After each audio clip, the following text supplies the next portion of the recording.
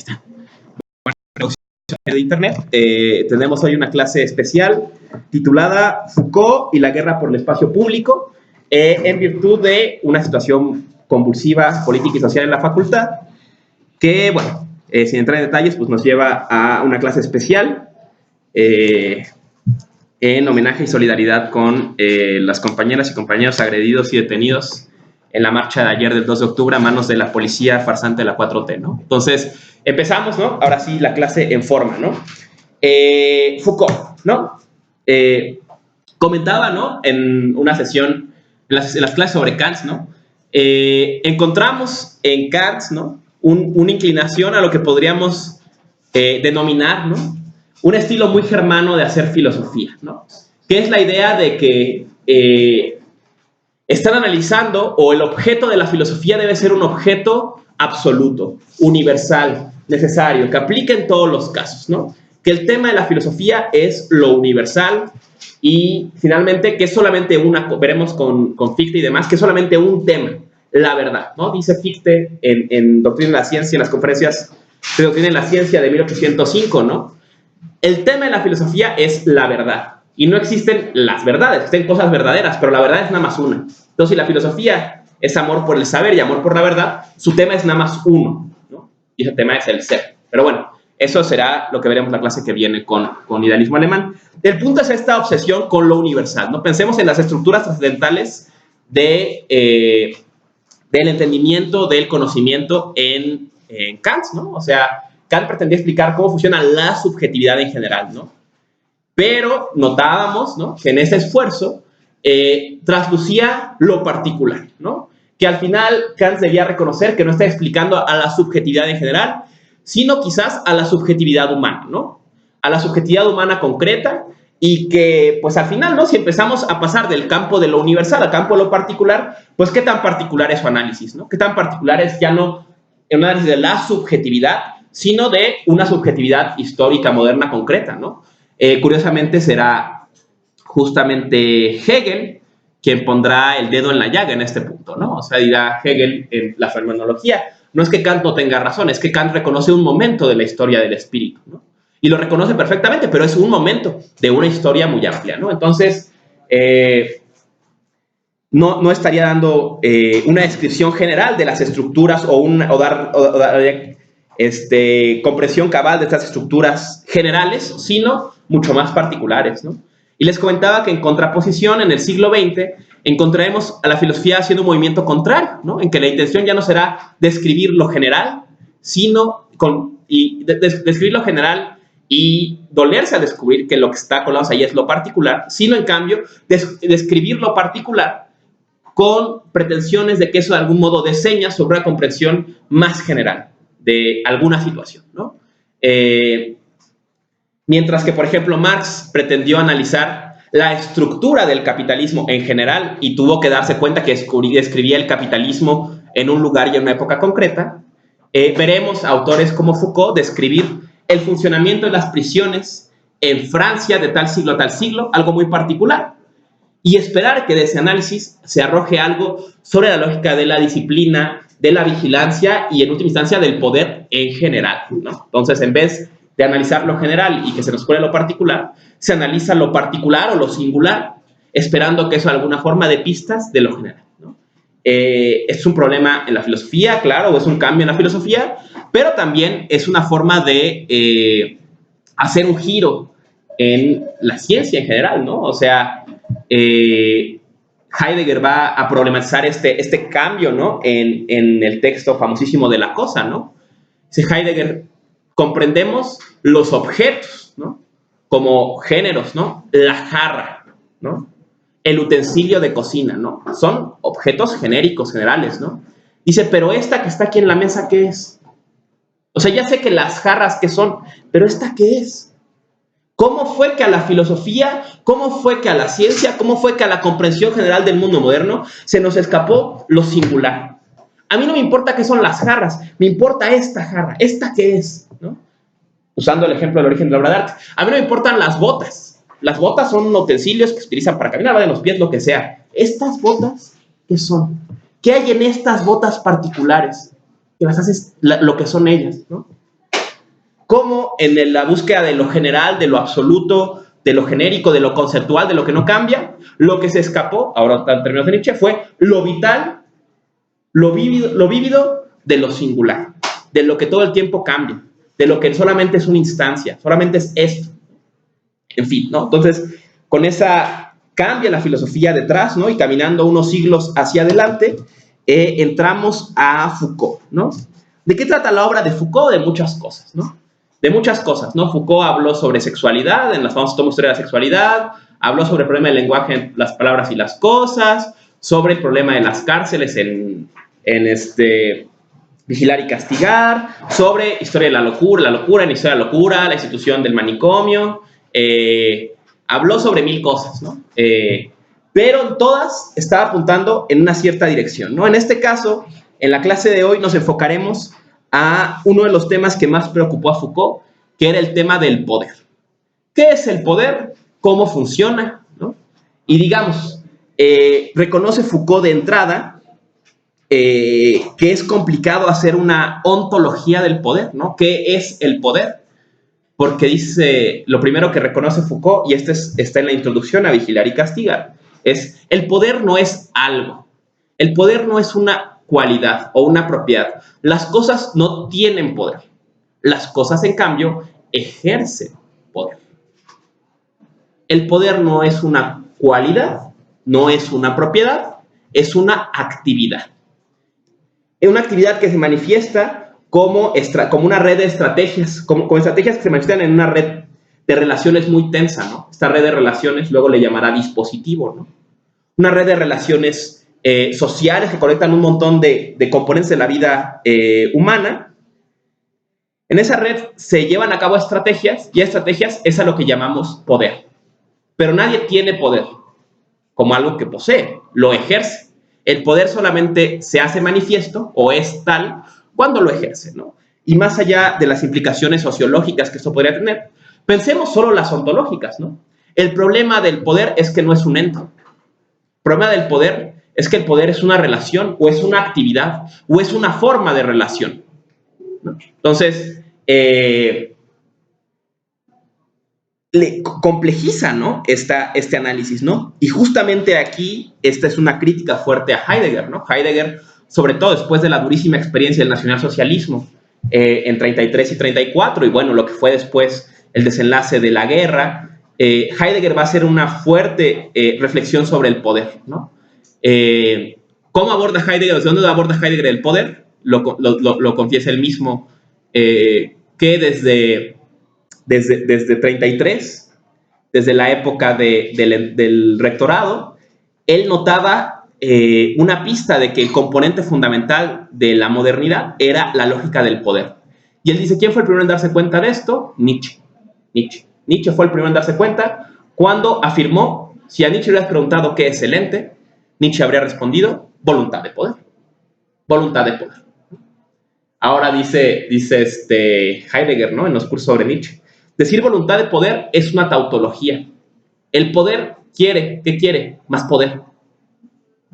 Entonces, Heidegger reconoce que la lógica de la modernidad es esta lógica del poder, de una potencia que se autoexpande buscando expandir sus límites hasta las fronteras mismas del globo terráqueo y más allá, ¿no? Que busca ordenarlo todo, ponerlo todo disponible para sus necesidades, ¿no?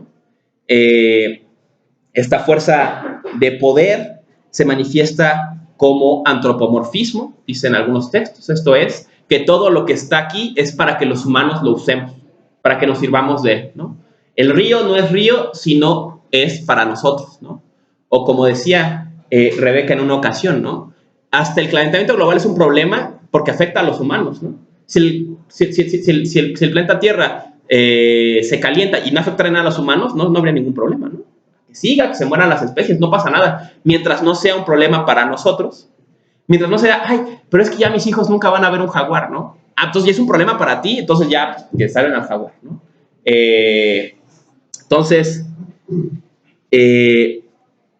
Digamos, entonces Heidegger, de algún modo, a partir de sus lecturas de Nietzsche, se da una tendencia a pensar que el poder es no solamente es una cualidad, no solamente es una entidad general, sino es la entidad fundamental de nuestro mundo, ¿no? Que lo que está detrás de todas las grandes decisiones del mundo moderno es la autoafirmación y la expansión del poder.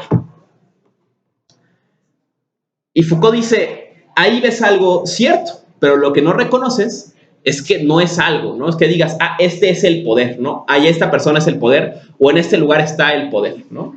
El poder es una red de relaciones, ¿no? Que se ejercen, que acontece. El poder no es algo que está ahí y que luego hace sus fechorías en todo el mundo, ¿no? Sino que en relaciones sociales o en relaciones colectivas, en una tensa red de relaciones, como dice Foucault en Vigilar y Castigar, se hace manifiesto el poder, ¿no? Entonces, no hay que buscar el poder como una cosa, como un objeto que exista, sino rastrearlo en sus manifestaciones, en sus acciones, en sus estrategias. E intentar entender esas estrategias. Porque en el fondo, esas estrategias son el poder, ¿no? Dice Heidegger, dice Foucault, ¿no? En Seguridad, Territorio y Población, curso de 60 y tantos, creo, no recuerdo. Bueno, un curso de Foucault, Seguridad, Territorio y Población. Dice Foucault, nosotros no podríamos hacer una ontología del poder porque el poder no es algo, porque el poder no es un fluido que vaya de una cosa a otra. El poder es una relación, ¿no? Y hace aquí, bueno, esta analogía viene en Vigilar y Castigar, pero lo ilustra muy bien este ejemplo, ¿no? La física antes creía que ciertas fuerzas de las cosas eran cualidades de las cosas. Por ejemplo, al explicar la relación del calor, lo hacían con el calorio, ¿no? O sea, las cosas tienen una cualidad, o el calorio es esa cualidad o esa sustancia, ese fluido que va de una cosa a otra y hace que una cosa caliente y una fría se pongan juntas y entonces las dos estén medio tibias, ¿no? Dice Foucault, hoy la física reconoce que no es así, que no es que haya una cosa que sea el calor que va de un cuerpo a otro, sino que el calor, de hecho, es una relación entre estas dos cosas. Que no existe el calor como algo que digas esto es el calorio, sino es una relación entre estas dos cosas. Que al ejercer esa relación, acontece el calor. Dice Foucault, eso es lo que la microfísica descubrió. Ahora el esfuerzo que nos queda, hacer una filosofía que reflexione sobre el poder, va a ser justamente hacer una micropolítica del poder. O sea, un análisis de este tipo. Que no piense ya que el poder es como el calorio, que es algo que tienen las cosas, que tienen los gobiernos, que tiene el gran capital, que tiene el patriarcado, sino que ejerce el patriarcado, que ejerce el Estado, que ejerce el capital. No es algo que posean, sino que solamente existe en estas tensas relaciones, ¿no? Y algo que sería importante para el final de la clase, que estas tensas relaciones no son unilaterales. No son unilaterales. No es que alguien tenga el poder y te lo imponga. Es que en esa relación que se tensa entre los dos, se da una estrategia de poder, pero a la que tú también puedes responder, aceptar y contraatacar de alguna forma, ¿no? En fin, ¿no? Entonces, conceptos que hay que ir teniendo claros en Foucault. Concepto número 1, poder. A entender poder, entendámoslo bajo la máxima de Vigilar y Castigar. El poder no es algo que se tenga, sino que se ejerce. Segundo concepto, que de pasada va a ser más importante en la filosofía contemporánea, no tanto tal vez para Foucault, que es dispositivo, ¿no? Foucault entiende por dispositivo, o podemos entender el dispositivo en Foucault como esta red de relaciones, ¿no? Esta red de relaciones en que un montón de dimensiones de la vida se entrelazan y en ellas acontece el poder, ¿no? En ellas acontece el poder en sus distintas estrategias, ¿no? Otro concepto importante en Foucault, característico para su vida, va a ser el concepto de genealogía, ¿no? Entonces, si el poder, pensémoslo así, si el poder no es algo sustancial, sino que se ejerce, este ejercicio del poder será histórico, ¿no? Irá cambiando, irá haciéndose de distintas formas, ¿no? Si tiene que ver con relaciones, en la medida que esas relaciones cambien, ese poder se ejercerá de forma distinta, ¿no? Entonces no podemos entender al poder como algo que es, sino tenemos que verlo a la luz de su historia, de su acontecer, de su actividad. Si el poder es actividad, en su actividad es que lo tenemos que reconocer, y esa actividad se despliega temporalmente, entonces va cambiando. No puedes decir, el poder es esto, sino hay que entender el poder a la luz de cómo se ejerció en el siglo XV, en el siglo XVII, en el siglo XIX y en el siglo XX y XXI. Y todo eso podríamos englobarlo en la categoría poder. Pero al final no es que el poder sea algo, no es que yo pueda decir, es que el poder es esto, sino el poder ha sido ese proceso de actividades, de estrategias, de formas de desplegarse en estos dispositivos, en esta red densa de relaciones, de dimensiones de la vida, que se manifiesta históricamente, ¿no? Entonces, ¿cómo va Foucault a enfrentar este intento de hacer una micropolítica del poder? ¿Cómo va a enfrentar este intento de sondear el poder, ¿no? Con el método genealógico, rastreando su historia, ¿no? ¿Dónde piensa Foucault dónde toma Foucault la idea de genealogía? Una vez más, de Nietzsche, ¿no? Piensa Foucault, ¿no? Dos pensadores claves vieron esa estrategia, ¿no? Y uno de ellos fue Kant, ¿no? En su escrito sobre la ilustración, Kant rastreaba la idea de ilustración desde antes, ¿no? Y no pensaba la ilustración como algo, sino como un proceso que se iba desarrollando, ¿no? Y otro autor va a ser justamente Nietzsche. Nietzsche lo va a hacer rastreando la moral, ¿no? El desarrollo de la moral cristiana, ¿no? No es que piense Nietzsche, es que la moral es esto, sino decir Nietzsche, no. La moral se ha ido transformando y a lo que hay que llamar moral es a este proceso, a este montón de estrategias empleadas a lo largo de la historia que al final termina siendo este constructo de la moral, ¿no? Entonces va a tomar Foucault su pista de esta estrategia de la genealogía o de este método genealógico para intentar dar razón de algo que a la vez que determina nuestro mundo, el poder, no es un ente tangible, no es algo que digas esto es el poder, sino es un acontecer, es una estrategia, una serie de estrategias históricas, ¿no? Será la genealogía, entonces, el método idóneo, ¿no? Hay que buscar entonces al poder en las dinámicas de control, de seguridad, de punición, de disciplina, en que se hace manifiesto, y no será otra cosa que estas dinámicas, ¿no?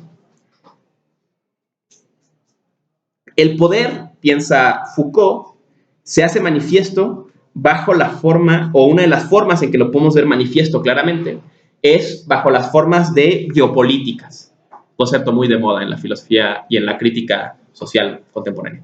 ¿Qué significa biopolíticas? La biopolítica, como su nombre lo dice, es la política de la vida. Es la política que administra, que economiza, que ordena la vida, y en particular la vida de los cuerpos humanos. Entonces, lo que hará el poder, o el poder se hará manifiesto, disponiendo de una forma o de otra de los cuerpos, en este caso de los cuerpos humanos, ¿no? Los cuerpos humanos será un ejemplo donde lo podremos ver con claridad, ¿no? Rápido, ¿no? Ejemplos de esto, que son los que veremos hacia el final de la clase, ¿no? Piensen, por ejemplo, cuando ustedes van a hacer algún trámite, por ejemplo, ¿no? Entran y hay unas cintas, ¿no? De estas que están un postcito y una cinta de tela, y un postcito y una cinta de tela, ¿no? Que disponen una fila. Y esa fila suele no ser así, ¿no? Suelen estar aquí las cajas, por ejemplo, ¿no? Están aquí las cajas, ¿no? Y no son las filas así, ¿no? No, que la fila va así.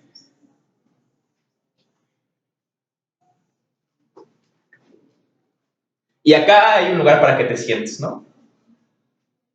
Y acá está una entrada, ¿no? Y todo eso, ¿no? Entonces, en estas, aquí distribuyen cómo deben disponerse los cuerpos, ¿no? Crear un espacio para que se lo recorran, ¿no? El mejor ejemplo de esto, que afortunadamente nos lo ha dado nuestro México tan hermoso en tantas cosas, es Pantitlán, ¿no? Pantitlán es un gran campo de biopolítica, ¿no? Dispone a los cuerpos, ¿no? A una hora abren un laberinto falso de rejas para que los cuerpos tarden en llegar. Crean distancias artificiales, crean espacios artificiales, que si tú los medieras tal vez sería medio kilómetro, que realmente se despliega en 200 metros 100 metros, para que los cuerpos tarden en llegar y para disponerlos que no hasta acá y así de este modo se muevan, ¿no? Estas son justamente las políticas de la vida que administran la vida y la vida humana y los cuerpos humanos, ¿no? Y que llegan, pues evidentemente, el ejemplo Foucaultiano de esto, ¿no? En seguridad, territorio y población, van a ser las restricciones durante la época de la viruela, ¿no? Estos cuerpos que se van a morir van acá, y estos que a lo mejor no, acá, y estos que para que no se contagien van por acá, y así van disponiendo. Y las calles tienen que ser amplias para que pase el aire y entonces lleve quién sabe qué cosa, ¿no? Y entonces no se concentre los virus o lo que sea, ¿no? En las bacterias en la zona, ¿no? Esas son biopolíticas, ¿no? Políticas, administraciones de las vidas. Es como al menos de Foucault podemos entender este concepto de biopolítica, ¿no? Entonces veremos que Foucault mostrará en algunas de las obras que nos ocupan para esta clase el funcionamiento de estas, el poder o apuntará al poder manifiesto a partir de estas biopolíticas que mostrarán una genealogía de estrategias para disponer de los cuerpos. Veremos dos casos. Primer caso, vigilar y castigar. Vigilar y castigar, dice Foucault, esta obra va a sondear el proceso de la disciplina, que es una forma, un dispositivo de poder muy particular, histórico, ¿no? Y cómo ese dispositivo se fue construyendo a lo largo de la historia. ¿Dónde podemos rastrearlo mejor? En el funcionamiento de la punición y las prisiones, ¿no? Con el nacimiento de las prisiones nace la lógica disciplinaria y se va desarrollando hasta llegar a funcionar como funciona hoy por hoy. Pero ahora, claro, notemos que aquí estamos viendo un ejemplo particular, volviendo a lo que decías al principio de la clase, de la disciplina. Pero esa disciplina que vemos en este caso particular aplicará en otros casos análogos, ¿no? Veremos a cuáles se refiere Foucault, ¿no? Entonces, empecemos, ¿no? Con vigilar y castigar, ¿no? Entonces, dice Foucault, ¿no? A grandes rasgos, resumiendo mucho, ¿no? La explicación y la indagación histórica que hay en vigilar y castigar, porque otra cosa que criticarán mucho autores como Ricoeur, como Foucault, Levinas, a Heidegger, es que Heidegger les cuenta las cosas de un plumazo, ¿no? Es que es así, y ya, ¿no? Lo que le llamaban a Ricoeur, creo, la vía corta, ¿no? Dice, hay que hacer la vía larga. ¿Y por qué es así? ¿Y cómo es que es así? Y ofrecer pruebas, ¿no? Si no podemos demostrar, al menos hay que mostrar. Y por eso estos filósofos tendrán que echar mano de la sociología, de la historia, de la estadística, de la arquitectura, del derecho, para mostrar este dispositivo funcionando, ¿no? No basta con que yo te diga que es así, ¿no? Tengo que mostrarte, mira, y entonces, no sé, el conde no sé qué dijo, que las prisiones son muy injustas y que entonces mejor había que poner a los presos así. Aquí vemos el funcionamiento. Y entonces Bentham escribió un libro en que escribía que las cárceles tenían que disponerse así, y así en ese ejemplo de Bentham, arquitectónico, se ve cómo opera la disciplina. Y así, ¿no? O sea, este de buscar ejemplos, de buscar instancias, de buscar pruebas, ¿no?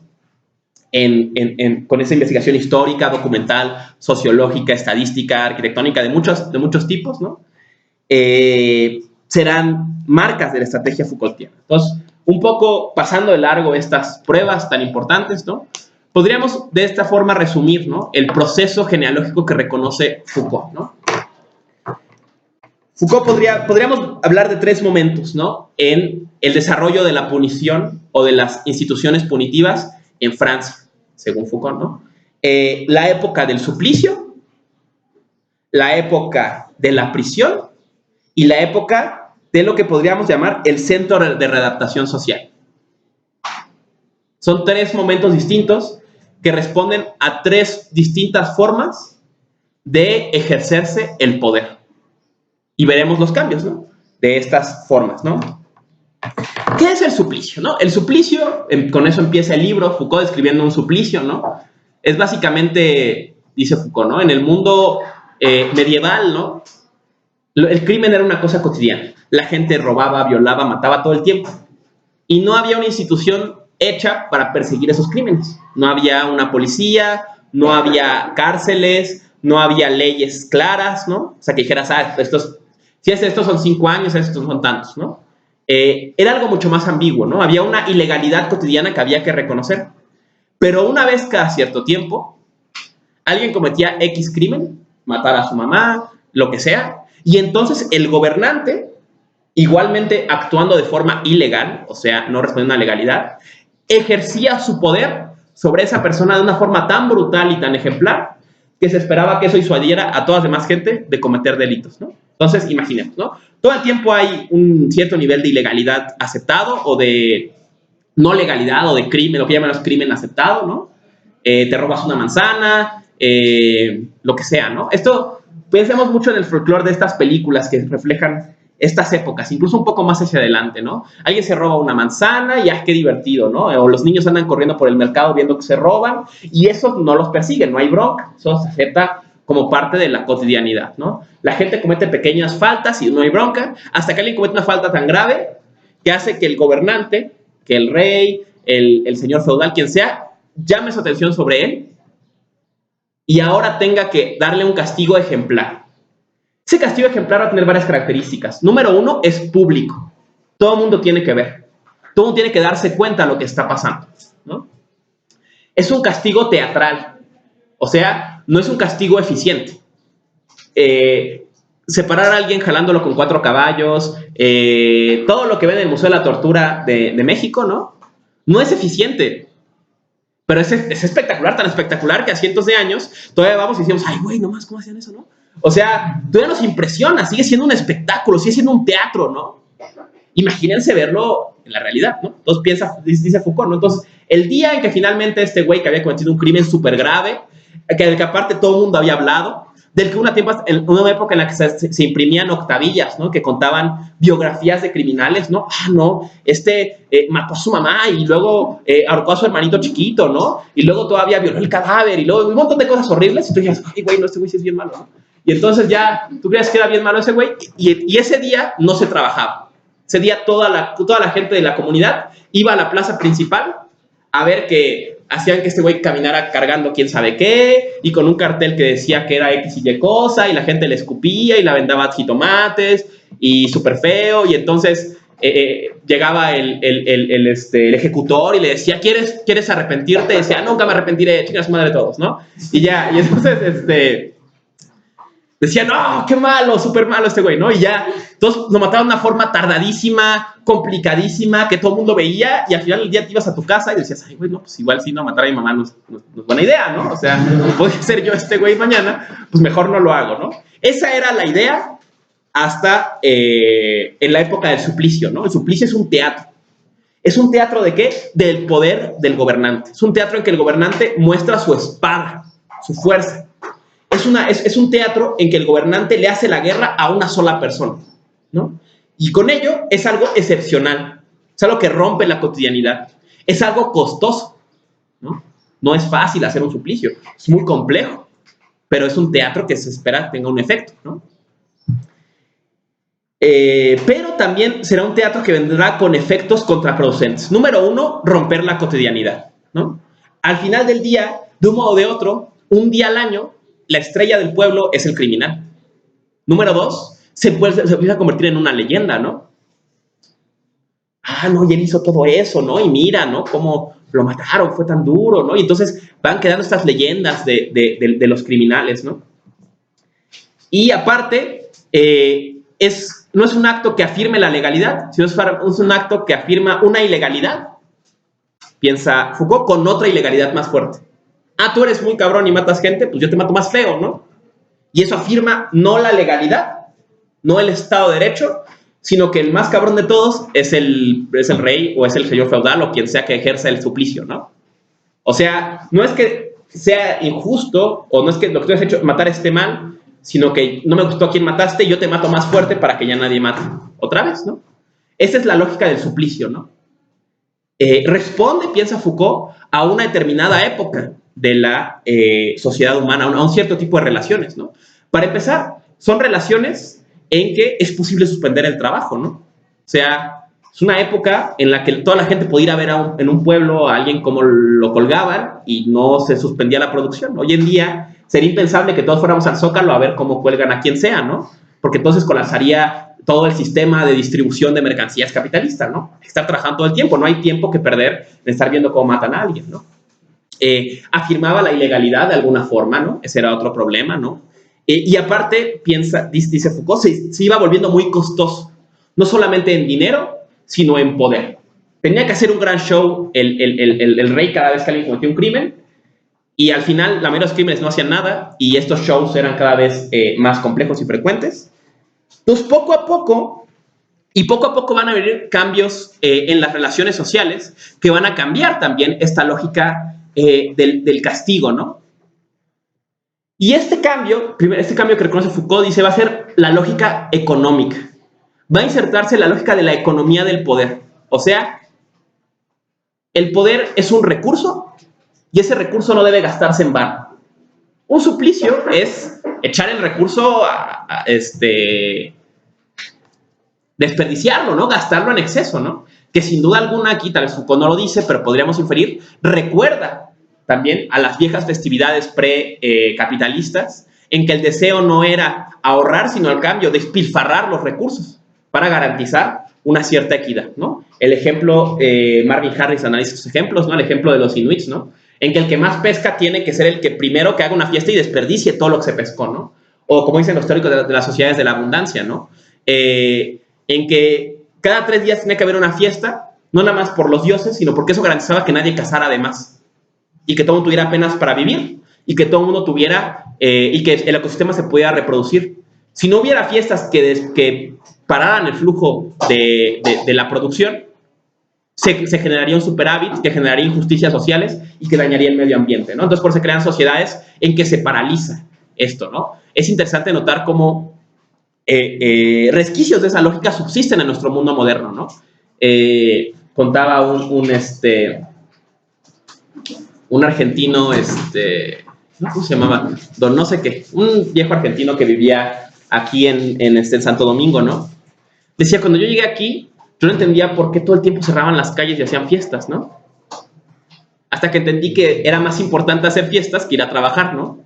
Más importante hacer fiestas que llegar temprano a lo que sea que ibas a ir, porque la fiesta reafirmaba estar aquí, ¿no? Y si yo no lo entendí, hasta que me invitaron a una, ¿no?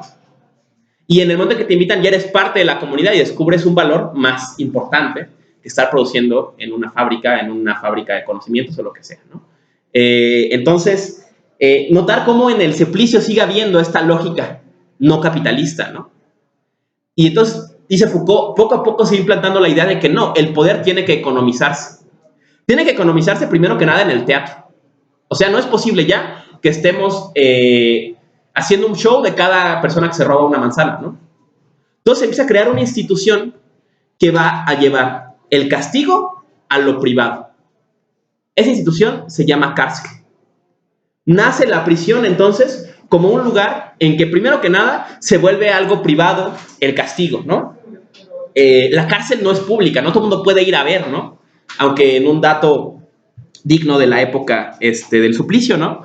Decía Osorio Chong, ¿no? Que tenía una pantalla en su oficina que daba directo a la celda del Chapo, ¿no? O sea, que todo el tiempo estaba espiando al Chapo, ¿no? Y que recuerda, bueno, a estos actos de suplicio, ¿no? En que vuelve un show estarlo viendo, ¿no? Y claro, lo vio tanto que se escapó el güey, ¿no? Pero es una lógica, pues, que no rompe con esto, ¿no? O sea, era una pérdida de tiempo que estuviera Chong viéndolo él mismo, ¿no? Pero es que no era una lógica económica, era otra lógica, más primitiva, tal vez, ¿no? O más primitiva en el sentido más propio del término, ¿no? O sea, más cercana a una forma más originaria, ¿no? Entonces, esta relación nace la prisión, ¿no? Que primero que nada lo hace privado y luego va buscando hacerlo eficiente, ¿no? Ya no se trata de gastar todo, echar la casa por la ventana para castigar a cada persona que comete un crimen, ¿no? Hay que encontrar la forma de castigar a muchos con poquito esfuerzo, ¿no? Entonces, en vez de que anden todos sueltos por ahí en calabozos, ¿no?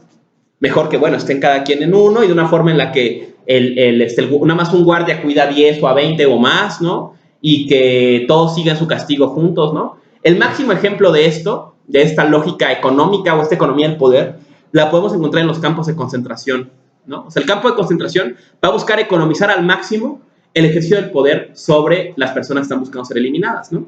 O sea, no hacía falta que 700 alemanes estuvieran disparando todo el tiempo, sino con que 3, uno guiara la alfila, otro activara la palanca, se ejercía, ¿no? O sea, era económico, era más...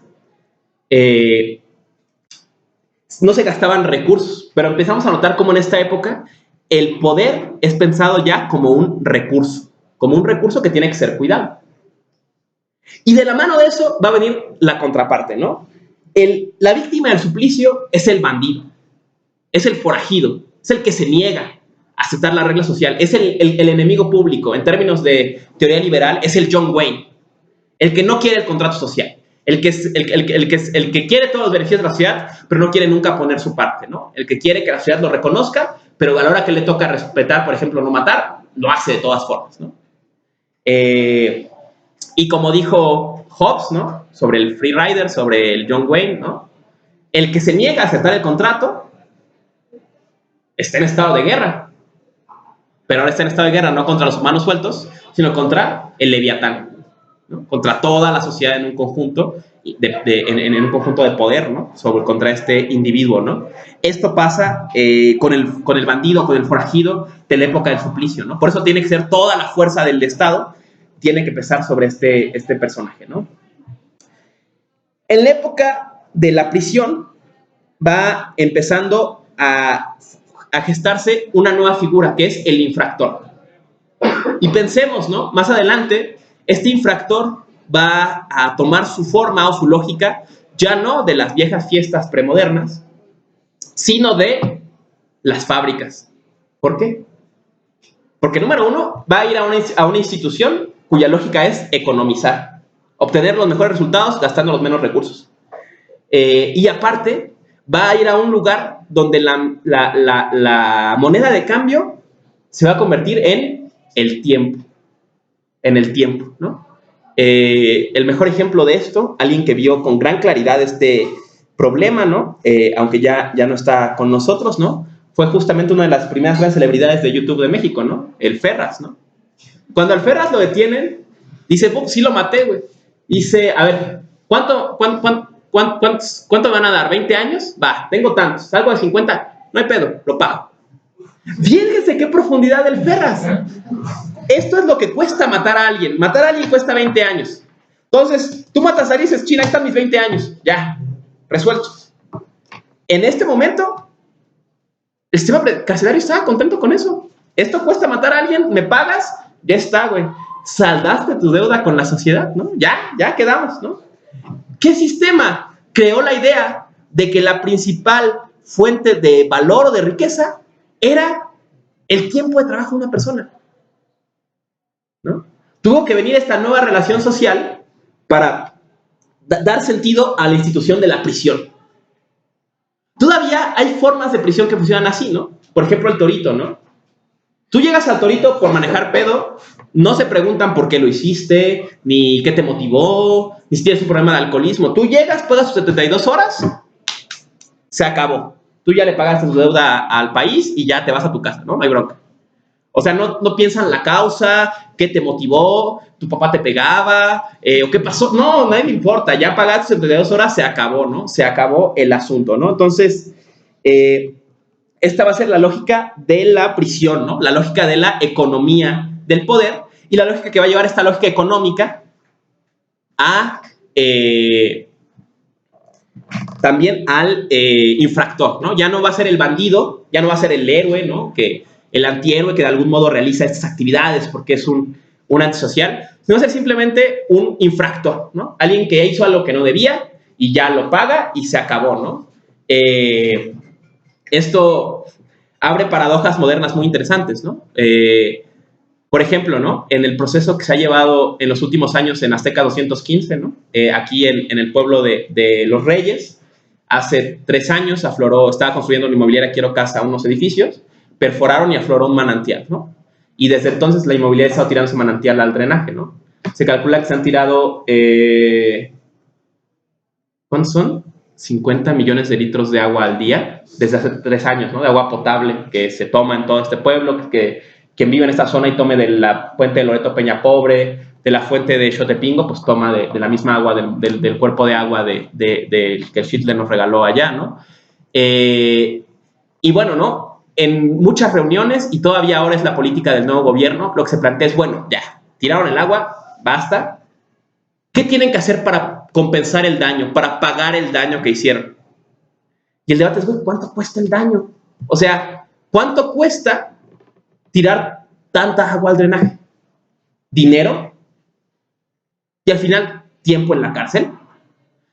Construir un parque, construir 2 parques, 5 parques, construir una bomba de agua en no sé dónde, ponerle una estatua a Doña Fili en Aztecas, ¿o qué cuesta? O sea, ¿cuánto cuesta? Y ese fue un debate muy fuerte, una ocasión con unos académicos farsantes que fueron de la UNAM allá al pueblo, ¿no? Decían, no, es que ahora está usándose eso, ¿no? Y lo que hay que hacer es ponerle un precio al agua que han tirado y usar eso para visibilizar el caso. Y dijimos, no, güey, no se puede, porque el agua no tiene precio. Esto no hay forma de pagarlo. Esta lógica del pago es una lógica propia de esta época de la economía del poder y la prisión, ¿no? Entonces piensa Foucault, ¿no? Estaríamos entrando en nuestra época a un tercer momento, ¿no? A un tercer momento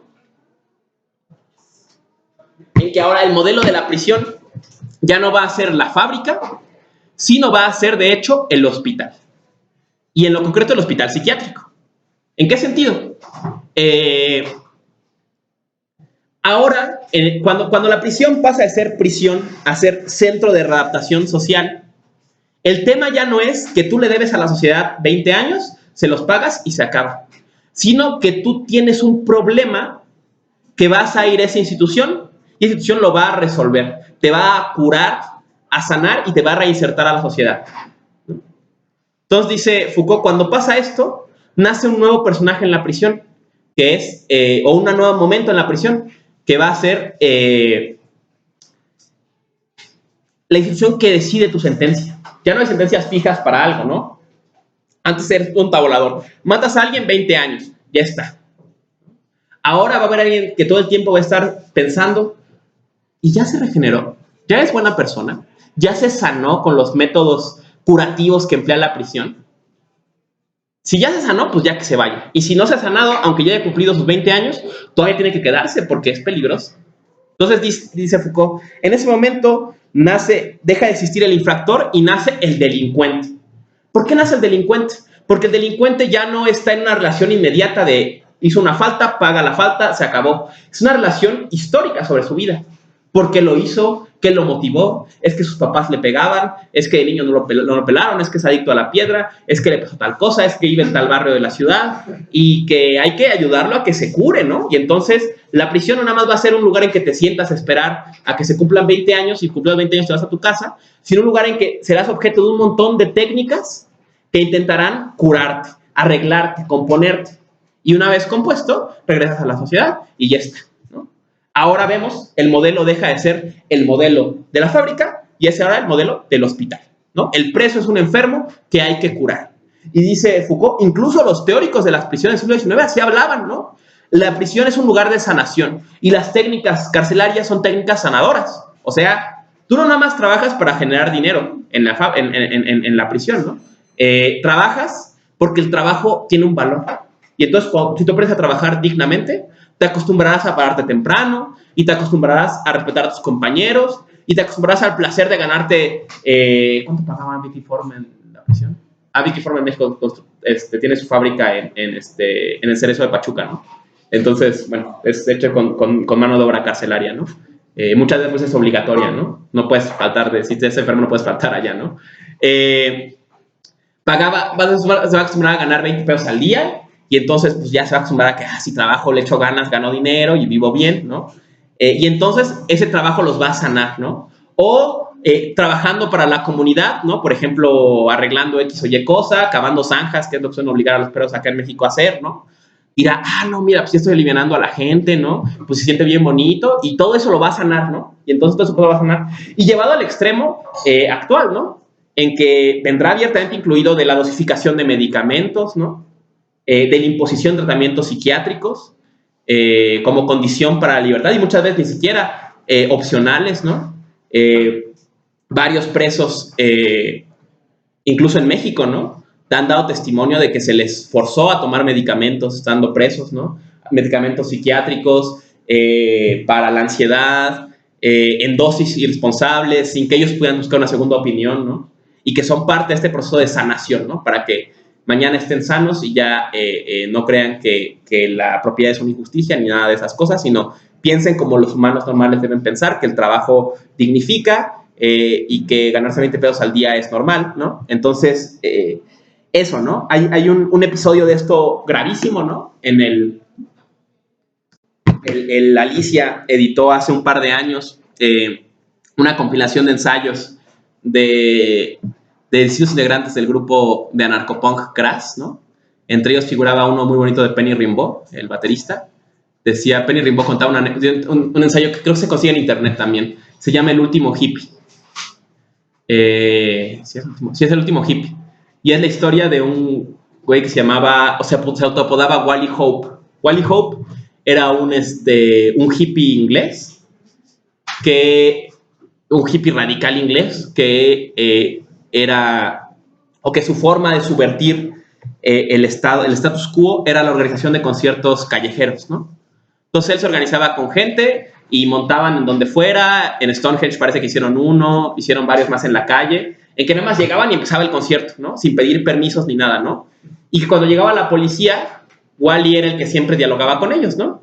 Y siempre se los cotorreaba, se ponía a bailar con ellos, ¿no? Y que Wally tenía esa habilidad histriónica de, bueno, darles la vuelta, que recuerda mucho, bueno, estos estilos de la protesta hippie antiautoritaria de los años 60, ¿no? Que decían, ¿no? En un paréntesis, ¿no? Que las tiendas gratuitas de San Francisco, ¿no? Que básicamente eran tiendas de cosas robadas, que se expropiaban y se regalaban a quien necesitaba. Llegaba la policía y decía, ¿y quién administra este lugar? Entonces te decía el que estaba atendiendo, ¿tú? Y entonces se iba, ¿no? Y decía, pues tú, ¿qué hiciste, no? ¿Por qué dejas que vendan esto?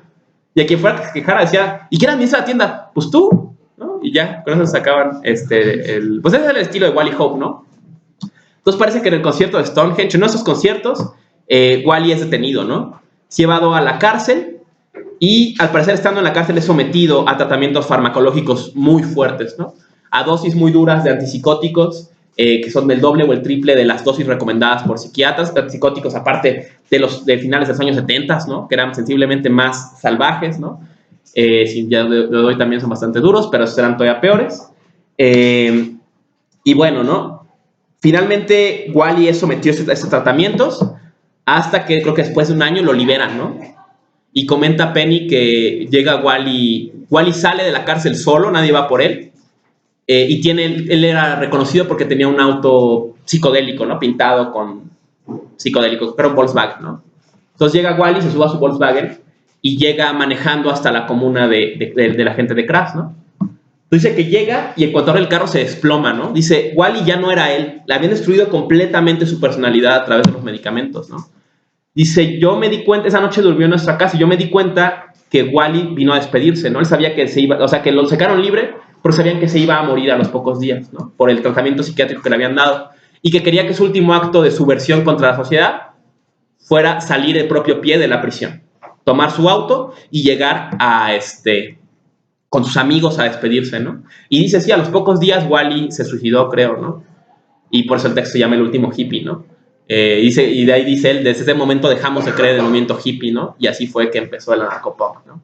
Entonces, muy fuerte, pero muestra, ¿no? Estos episodios en los años 80 que siguen, ¿no? Hay varias organizaciones que trabajan este tema, ¿no? Hay una, creo que es argentina, ¿no? Que se llama No es lo mismo estar loca que estar loco, que analiza justamente estos usos punitivos de la psiquiatría, sobre todo como formas de violencia patriarcal. Muy interesante su trabajo. En México he visto gente intentar cosas así, pero no sé si haya también trabajos más complejos sobre este tema, pero lo que sí es que se empieza a rastrear que sí, también en las prisiones de México se está normalizando este tipo de actividades, ¿no? En fin, ¿no? Entonces vemos esta tercera forma de prisión, que es la prisión al estilo del sistema de adaptación social, la prisión al estilo del hospital, y que convierte al infractor en delincuente, ¿no? En paciente de la institución carcelaria, ¿no? Que es sanado a través de los métodos de la cárcel, ¿no? Ahora, ¿no? Reconocido este proceso, Foucault deja ahí su análisis, ¿no? Digamos, al menos en este punto, ¿no? O sea, de los tipos de estilos de la prisión. Hay algo que hay que reconocer, ¿no? Que es que El análisis de esta dinámica de la formación de la prisión busca Foucault que nos sirva para entender la operación de una forma muy particular de dispositivo de poder. Ese dispositivo de poder se llama disciplina.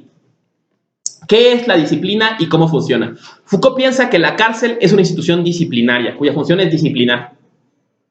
Y piensa que analizándola, ahora que ya vimos cómo se desarrolla, analizando el funcionamiento de la prisión, entenderemos el funcionamiento de la disciplina y podremos reconocer esa disciplina en otras dimensiones de la vida.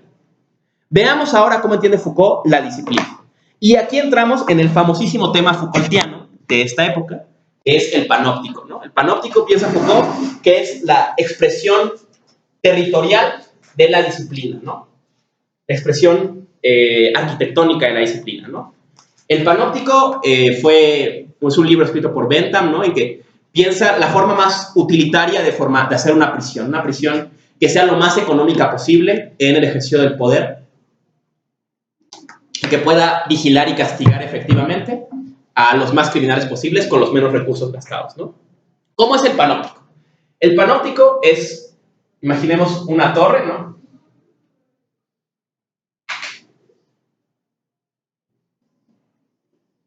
Una torre que va a estar enfrentada a una serie de edificios, a un edificio que estará dividido en celdas.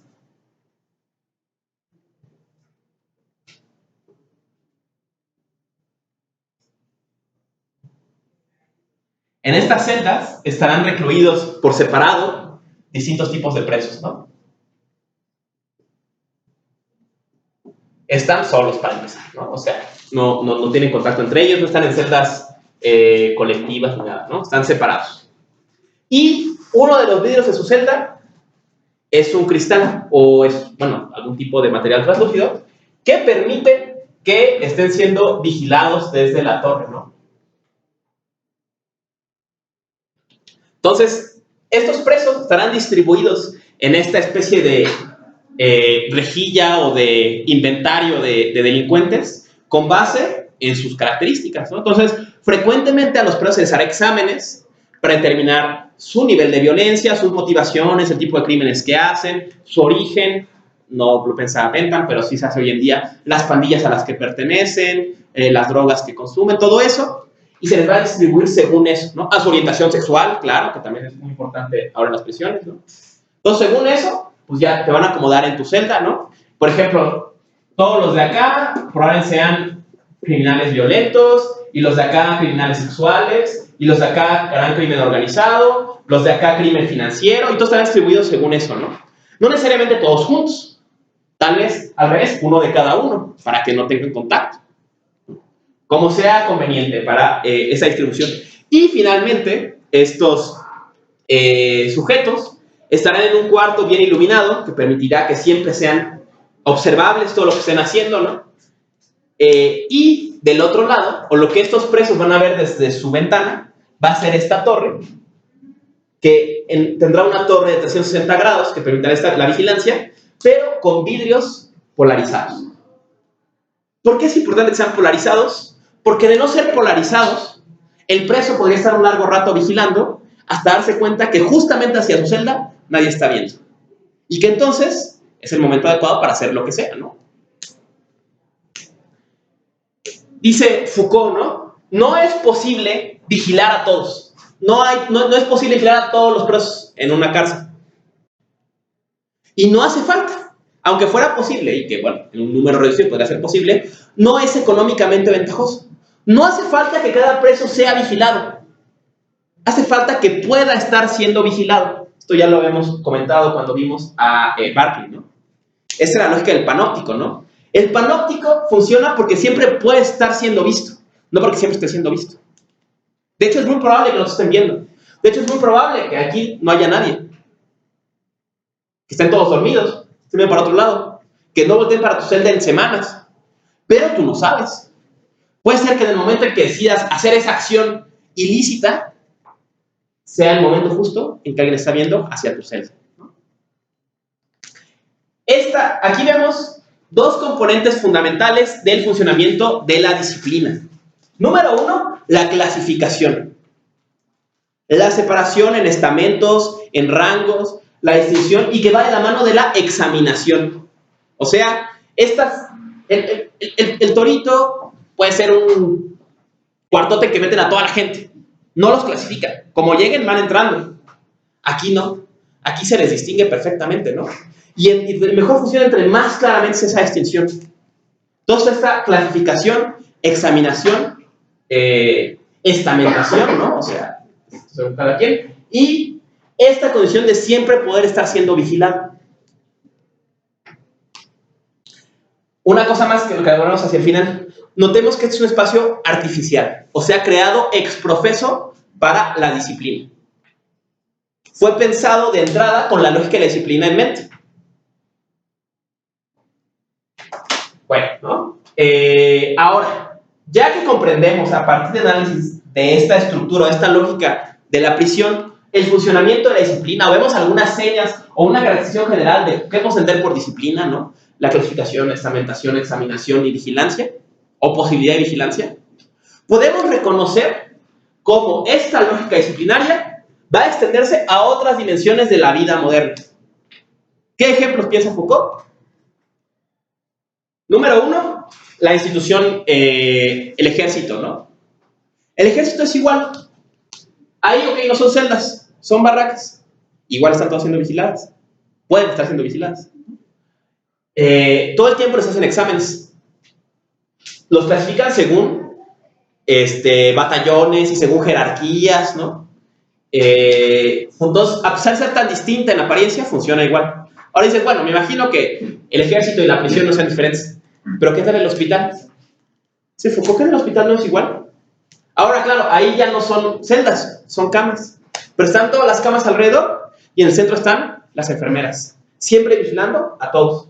Y según la cama, están distribuidos por los exámenes y son contagiosos y que tienen y que necesitan, y ¿no? Igual, están siendo todo el tiempo examinados y clasificados. ¿Qué otro lugar? Eso fue icónico de Foucault, ¿no? El salón de clases. La escuela funciona igual. ¿A poco no? Vamos a la escuela, todo el tiempo nos hacen exámenes. Bueno, aquí en la universidad ya no tanto, ¿no? Pero pensemos en la educación básica, ¿no? En la educación básica, cada rato nos hacen exámenes, ¿no? Yo todavía me acuerdo de esto, ¿no? Te hacían exámenes y según cómo te iba, te sentaban en el salón, ¿no? Pero no nada más es como te iba en el examen. Ay, ¿platica mucho? Ah, no, todos va para adelante. Ah, ¿y no ve bien? Ah, pues todos va para adelante. Ah, ¿y tiene déficit de atención? Ah, va para adelante. Ah, ¿y no se lleva bien con quién? No, pues va para atrás. Ah, ¿y no sé qué? Ah, pues tiene que estar cerca de la puerta. Ah, y les decía este ejemplo de un colega mío, profesor de secundaria y de prepa, ¿no? Que decía, es que cada reunión nos dicen, es que el niño tiene que ir para adelante, y este tiene que ir para adelante, y este tiene que sentarse adelante, y si este está adelante. Y dice, güey, ya pongan nada más una fila largota adelante, ¿no? Ya todos van adelante. Pero esta angustia del profesor muestra este problema, ¿no? La escuela igual es una institución disciplinaria que ordena. Y claro, ¿no? Dice Foucault, ¿no? Es imposible, yo que he sido maestro de secundaria se lo puedo decir, es imposible vigilar a todos tus alumnos. Imposible, ¿no? O sea, imagínense estar invitados a una clase que medio dé sentido y que aparte yo tuviera que estar fijándome que no está hablando con el teléfono y que no esté no sé qué y que no estén dando los dos allá, ¿no? Y aparte, claro, tendría que importarme, ¿no? Entonces, es muy difícil. Imposible, ¿no? Y los pobres profes que lo intentan, pues sufren mucho y se atormentan porque no se puede, ¿no? No puede estar todo el tiempo viendo, ay, que no esté copiando. Ay, pero me está copiando este ya hizo quién sabe qué, ¿no? Y este otro tal cosa, ¿no? Entonces, no se puede. Dice Foucault, no habría forma que un solo maestro vigilara todo un salón de clases de 30, 50 alumnos. Afortunadamente, tomando el ejemplo de la institución carcelaria, la institución disciplinaria de la escuela inventó también a su panóptico. ¿Quién es el panóptico de la escuela? Dice Foucault, el jefe de grupo. El jefe de grupo, el que toma las actas, el que no sé qué, ¿no? Dice, no, güey, pues tú te puedes ir al salón y nunca te enteras de nada, ¿no? Pero el jefe de grupo está viendo. Y si no el jefe de grupo, sus amigos. Y si no, no sé quién. Y si no, el alumno bien importa que quedar bien contigo, está viendo. Y llega, oiga, profe, es que pasó tal cosa, ¿no? Les voy a contar un ejemplo de esto que lo ilustró perfectamente, ¿no? En la escuela en la que trabajaba, ¿no? Porque vivimos en el mundo en que vivimos, ¿no? Uno de los grandes problemas eran los vapes, ¿no? El vape era el tema. Porque los papás son tan responsables que les compran vapes de 4,000 pesos a los hijos los usan y se enojan con la escuela porque los usan, ¿no? Entonces, ¿dónde saca un niño de 2 años 5,000 pesos para comprar estas cochinadas, no? Tú se los diste, güey, ¿no? Y luego sorprende que lo use. Pero bueno, más allá de eso, entonces el vape era el tema, ¿no? Y un día resultó que a un alumno de secundaria lo agarraron fumando el vape en el salón, ¿no? Todos lo agarraron fumando el vape y porque la escuela quiso hacerle un pequeño suplicio, decidió que en vez de suspenderlo tenía que ir a todos los salones a explicar por qué usar vape era malo, ¿no? Entonces llega el pobre güey a mi salón y cuenta, ¿no? Llega con su cartulina, no, es que fumar vape es malo porque hace daño no sé qué. Y entonces una de mis alumnas le pregunta, oye, güey, ¿cómo te agarraron, no? Y dice, no, pues es que no sé quién, ¿no? Pero, pues, ¿cómo supieron, no? Y dice, no, es que me está grabando con el teléfono. Y yo dije, ahí está, Foucault tenía razón. Foucault tenía razón. No había forma de que los maestros nos diéramos cuenta. No había forma de que los profesores se dieran cuenta. Pero siempre podía haber un alumno con el teléfono y lo grabara. Ahora, seguramente al escuchar eso, Pérez dijeron, güey, pues la próxima vez que faltosee de alguna forma en la escuela, no nada más tengo que fijarme que no esté la prefecta, no nada más tengo que fijarme que no estén los maestros, que no estén los directivos, que no estén mis papás, sino que nadie con teléfono me esté viendo, ¿no? Y ese era la pesadilla de Foucault. Esa es la lógica del panóptico. Y así es como esta institución disciplinaria que podemos ver operando con claridad en la cárcel y con tal vez menos claridad en el hospital, en el ejército, en la escuela, se manifiesta en todas las dimensiones de la vida, ¿no? Tal vez no con tanta claridad, pero veremos lo mismo operando en todos los días en la calle, ¿no? El ejemplo que dábamos, ¿no? O sea, tú puedes hacer cualquier cosa en la calle, ¿no? O sea, y siempre los días de manifestación lo recuerdan, ¿no? O sea, tú puedes pintar en la pared algo, pero no sabes quién te está viendo. A lo mejor no hay policías, pero hay un reportero que te toma fotos, hay alguien con su teléfono que te graba y chin, ¿no? Un ex compañero de la facultad fue víctima de eso hace unos años, ¿no? Que fue detenido injustamente por la policía y cuando Aristegui lo llevó a la entrevista, resultó que Aristegui tenía un montón de fotos de él confrontándose con la policía, ¿no? Y ahora la pregunta fue, ¿de dónde sacó Aristegui esas fotos? Pues porque siempre pueden estarnos vigilando, siempre pueden estarnos vigilando, ¿no? Hoy en día, ¿no? En Hong Kong hay un fuerte movimiento contra esto, ¿no? En los últimos meses la gente empezaba a cargar contra los que serían por los postes del C5, ¿no? Por reconocerlos como herramientas de vigilancia. Reconocer que estas cámaras están en la calle no están para protegernos, sino para hacernos sentir vigilados todo el tiempo, ¿no? Una táctica que usaba el gobierno en Turquía, ¿no? Fue el gobierno turco durante la lucha en la plaza Taksim. Quien introdujo esta técnica fue poner un bot en las zonas de las manifestaciones que mandaba mensajes de texto a todos los que iban. Entonces tú ibas llegando a la plaza y te llegaba un mensaje al teléfono. Decía, querido ciudadano, el gobierno sabe que estás en la plaza Taksim y cualquier cosa que pase será tu responsabilidad, ¿no? Cosas así, ¿no? Que decía, güey, estamos viendo, ¿no? Y te lo recordaban, te estamos viendo, ¿no? ¿Estaban viendo realmente? Probablemente no había forma. Pero ya te daban esta sensación panóptica de que podía estar siendo vigilado, ¿no? Hablamos, ¿no? En la sesión en que vimos esto con Bartley, ¿no? Como esa lógica panóptica es una lógica de ponerlo todo expuesto, todo a la vista, que todo tiene que ser parte del espectáculo de la subjetividad moderna, ¿no? Como si Bartley decía que ser es ser observado o ser es ser experimentado, pues al final pareciera que en la modernidad ser es ser vigilado, ¿no? Ser es estar ahí delante de esta lógica panóptica, ¿no?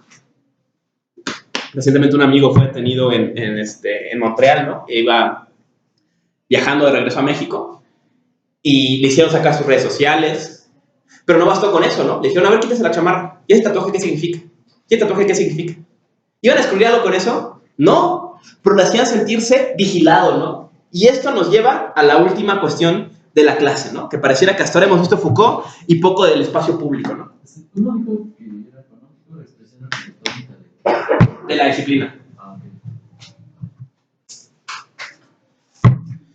Dice Foucault, ¿no? En Seguridad, Territorio y Población. Desde hace mucho tiempo, la gente que ejerce el poder se dio cuenta que la mejor forma una forma de controlar a una persona era controlando el territorio donde se desenvolvía, ¿no? O sea, tal vez yo no pueda hacer que la gente haga lo que yo quiera, pero puedo disponerlos en un lugar donde no pueden hacer otra cosa. Y entonces, en buena medida, la guerra de la disciplina fue a la vez la guerra por el espacio público, ¿no? Espacio público donde está la gente, ¿no? Y según cómo se disponga el espacio público, es cómo la gente puede ocuparlo. Y es una forma de imponer o de ejercer el poder, ¿no? Una forma sutil de ejercer el poder, ¿no? Aquí Foucault dirá, hay dos formas de esta relación de poder hacia el espacio público. La lógica disciplinaria, que sería la de vigilar y castigar, que implica crear nuevos espacios de cero. Espacios en que ya no sea posible otra conducta más que esta. Y la lógica de la seguridad. Dice Foucault, la lógica de la seguridad es una lógica económica. Y el mejor ejemplo de esto es el urbanismo.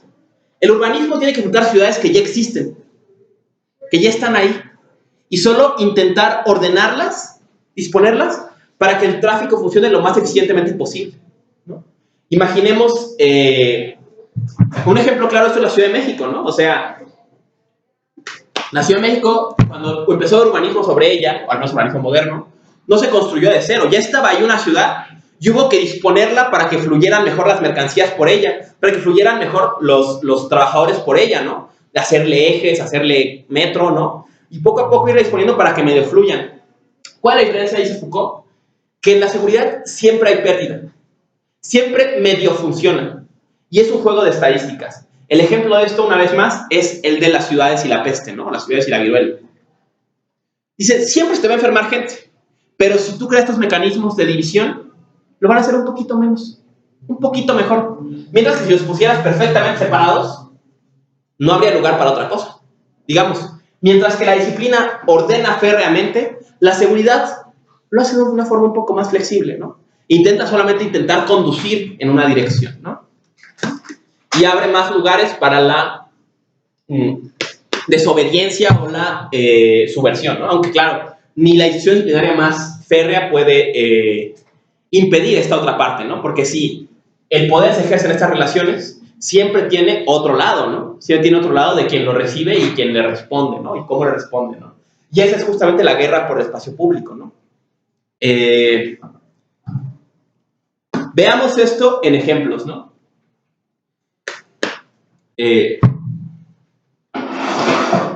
Hay espacios públicos, o, bueno, habrá primero que hacer una distinción, ¿no? ¿Qué se entiende por espacio público? Espacio público puede entenderse de dos formas. Un espacio para que el público esté ahí, o un espacio que el público le pertenece. Las dos se desdibujan, porque en la medida en que tú ocupas un espacio, en que tú estás en un espacio, de alguna forma lo ocupas y lo resignificas, ¿no? Pensemos en esta diferencia, ¿no? Obviamente la calle es un espacio público, ¿no? Obviamente un parque es un espacio público, pero, por ejemplo, ¿una plaza comercial es un espacio público? En un sentido, sí, es para que el público vaya. Públicamente puedes ir ahí. No es la casa de alguien que digas está cerrado, pero es un espacio público marcado de reglas, ¿no? Marcado de formas de ocuparlo muy precisas, ¿no? Prestemos la atención brevemente a una, ¿no? Yo estuve, cuando estaba trabajando esto, ¿no? Pensaba, por ejemplo, en Plaza Universidad, ¿no? Plaza Universidad es una plaza muy antigua, ¿no? De hecho, lo pensaba porque había una exposición de fotos, ¿no? Que siempre tuvo esa vocación, y es sorprendente pensar que tantos años han pasado y tanta vida ha pasado en un espacio que le pertenece a un privado, ¿no? Que algo tan importante en la vida de mucha gente, ¿no? Donde te dio tu primer beso, o fuiste, o lo que sea, o vomitó tu sobrinito. Todo eso, donde tu vida se desenvolvió, era de un privado, ¿no? Y estaba ordenado de una forma de ocuparse, ¿no? O de distintas formas de ocuparse. Entonces tú llegas a Plaza Universidad, y casi en cualquier plaza pasa esto, ¿no? Tiene una configuración en que es un pasillo muy largo, que la arquitectura funciona de tal forma que aunque el espacio sea pequeño, es un pasillo que da un rodeo tal que se alarga para que sea un gran espacio. En ese espacio encontrarás bancas, de vez en cuando, no muy cómodas, ni muy adecuadas para sentarse un largo tiempo, mucho menos para acostarse, ni nada de otra conducta, ¿no?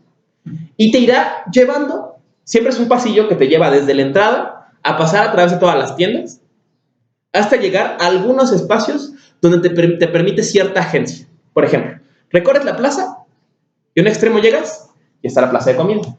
Ahí ya puedes hacer algo. Te puedes sentar, puedes comprar comida, puedes platicar un rato. Te lleva y llega al Starbucks. Lo mismo. Te lleva y al final del pasillo que está, el cine.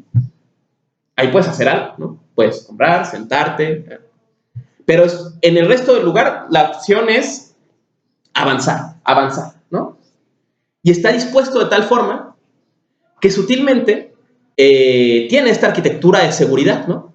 O sea, te conduce, ¿no? No está hecha así al aventón. Está hecha para imponer un poder sobre ti, para ejercer un poder sobre ti. ¿Cuál? El del consumidor. ¿Tu lugar cuál es? Ver. Ver y consumir. Tú no puedes hacer nada. Tú vas a recibir, ¿no? A recibir propaganda, a recibir publicidad, a recibir mercancías, pero vas a recibir, ¿no? Hay pocos lugares que te deja que tú actúes, ¿no? ¿Y tú dónde puedes hacer algo? En esos espacios muy restringidos, ¿no? ¿No? Me parece que toda plaza te da un poquito, ¿no? Un lugar en que te deja hacer una cosa, claro, muy restringida, pero algo te deja hacer, ¿no? Aquí te puedes tomar una foto. Ah, perfecto, ¿no? Y aquí me da chance de yo hacer algo, ¿no? Espacios en donde eso se ve más al extremo, ¿no? Ese sería un ejemplo de espacio de seguridad, ¿no? Un ejemplo de un espacio disciplinario, por ejemplo, la frontera, ¿no? Los pases fronterizos, ¿no? Cuando uno cruza, por ejemplo, de Tijuana a San Isidro, de ida, para empezar, pasas un puente de metal, ¿no? Que está hecho de tal forma que parece que estás adentro de una prisión, ¿no? Lo caminas largo rato, cada cierto tiempo hay un tipo con un arma larga, ¿no? Luego llegas a un cuarto que solo tiene una vía, ¿no? Que no tiene ventanas, que tiene colores de oficina que de algún modo imponen, ¿no? Con gente uniformada, ¿no? Y una fila que otra vez más da este rodeo del que hablamos, ¿no? Para hacerse más larga artificialmente, ¿no? Tiene unas luces, ¿no? Que te indican pasar o no pasar, ¿no? Y entonces ya, estás formado, ¿no? No puedes hacer ruido, obviamente, no puedes hablar, no puedes usar tu teléfono, un montón de cosas que no puedes hacer, creo que no puedes cubrirte la cabeza, ¿no? O sea, 1000 cosas no te deja hacer, ¿no? Y entonces vas poco a poco avanzando, llegas finalmente a la fila, está un burócrata con vestido de policía, ¿no? Ve tu visa y te deja pasar. En algún lugar de eso, ¿realmente estuvieron prestando atención que no trajeras droga? No, no. Evidentemente puedes pasar con tu mochila llena de droga, ¿no? Nadie te revisó realmente, pero te hizo sentir que te podían revisar en cualquier momento. Que todo el tiempo estás en un lugar que no era seguro, que era inhóspito, ¿no? Piensen, ¿no? La próxima vez que hay una oficina de este tipo, ¿no? ¿Por qué no hay ventanas? ¿Por qué solo hay un canal, ¿no? ¿Por qué hay esas restricciones? Incluso la actitud que tiene la gente dentro de ese lugar, ¿no? Te tiene que transmitir esa sensación disciplinaria de no puedes tú hacer nada aquí, no puedes tú salirte con la tuya aquí, ¿no? Realmente, si lo piensas, nunca te revisaron, ¿no? La seguridad en los aeropuertos es otro ejemplo de esto, ¿no? Están hechos para ponerte realmente incómodo, ¿no? Y quítate el cinturón, y quítate no sé qué, y quítate no sé cuánto, y responde unas preguntas, y abre tu mochila, y quítate los zapatos, ¿no? Entonces, y pasa por esta máquina, ¿no? El mejor ejemplo de esto... Ah, bueno, claro, ¿no? Pero, por ejemplo, hay de estas máquinas en las terminales camioneras, ¿no? De estos también detectores de metales. Un día prestan atención un rato. A todo el mundo le suenan, ¿no? Todo suena de que todo el mundo trae cosas. Pero todo el mundo trae cosas, ¿no? Llaves, monedas, lo que sea, ¿no? Pero solo que esté ahí esta herramienta arquitectónica, te da esa sensación de, ay, no, pues ya no, ya estoy seguro, por un lado, y por otro lado ya no puedo salirme con la mía, ¿no? O sea, no, mira, es que hay una cita. O sea, realmente nadie lo están checando, pero te da esa sensación, que es el punto, ¿no? Sabe que puede estar siendo vigilado, tiene una función disciplinaria, ¿no? Y esto se lleva al extremo, o se ve claramente, o bueno, dicho en otros términos, ¿no? Esta relación termina o lleva a una batalla dentro del espacio público, ¿no? El espacio público, en el fondo, en las más de las instancias, es un espacio disciplinario. Un espacio que un otro te impone a ti y lo dispone de tal forma que pueda vigilar y controlar tu conducta en los espacios, ¿no? O sea, no solo es el espacio, sino es el espacio cargado de una actividad, ¿no? Ejemplos de esto, claro, la llamada arquitectura defensiva, ¿no? Tú llegas a una plaza, por ejemplo, a un parque. Este parque es muy bello, ¿no? Tiene arbolitos, lo que sea, y tiene bancas. Pero esas bancas tienen entre cada asiento una separación. ¿Esta separación qué impide? Que te acuestes. Entonces, ¿qué te está diciendo? Esta banca es para sentarse. Y tal vez no es muy cómoda. Entonces, para sentarse, un ratito nada más. Tú te tienes que sentar aquí, viendo para allá, un ratito, y luego, ¿qué? A trabajar otra vez, ¿no? Hay un personaje muy curioso en la academia contemporánea, porque era skater profesional y luego se volvió sociólogo, ¿no? Ocean Howell. Tiene un ensayo que se llama... ¿Cómo se llama el ensayo? Tiene uno que se llama el Neoliberal Space. No recuerdo. Aquí lo tengo, se los voy a decir, porque es muy bueno y él analiza este problema en San Francisco, ¿no? Y claro, lo analiza desde la perspectiva del skate y cómo esa experiencia de la ocupación o la reocupación del espacio público le hacía manifiesto. Poetics of Security se llama el ensayo de Ocean Howell, ¿no? Se encuentra en línea. Entonces dice Ocean Howell, ¿no? Dice, en San Francisco, el gobierno impuso una restricción en que los edificios corporativos tenían que devolver a la comunidad haciendo parques, ¿no? Parques en sus instalaciones, ¿no? Pero esos parques siempre se hacían con mucha habilidad, porque querían que fueran parques no para todo el público, que fueran parques para los oficinistas del edificio. Y así hacían un montón de estrategias sutiles de arquitectura defensiva para recibir a los deseados y expulsar a los no deseados, ¿no? Dice, se estaban las bancas de tal forma que, por ejemplo, inclinadas un poco para que te sentaras, pero nada más un ratito, no puedes quedar ahí 3 horas. Porque el que se queda 3 horas no está trabajando, es alguien que vive en situación de calle y quiere sentarse ahí un rato, no, ese va para afuera, ¿no?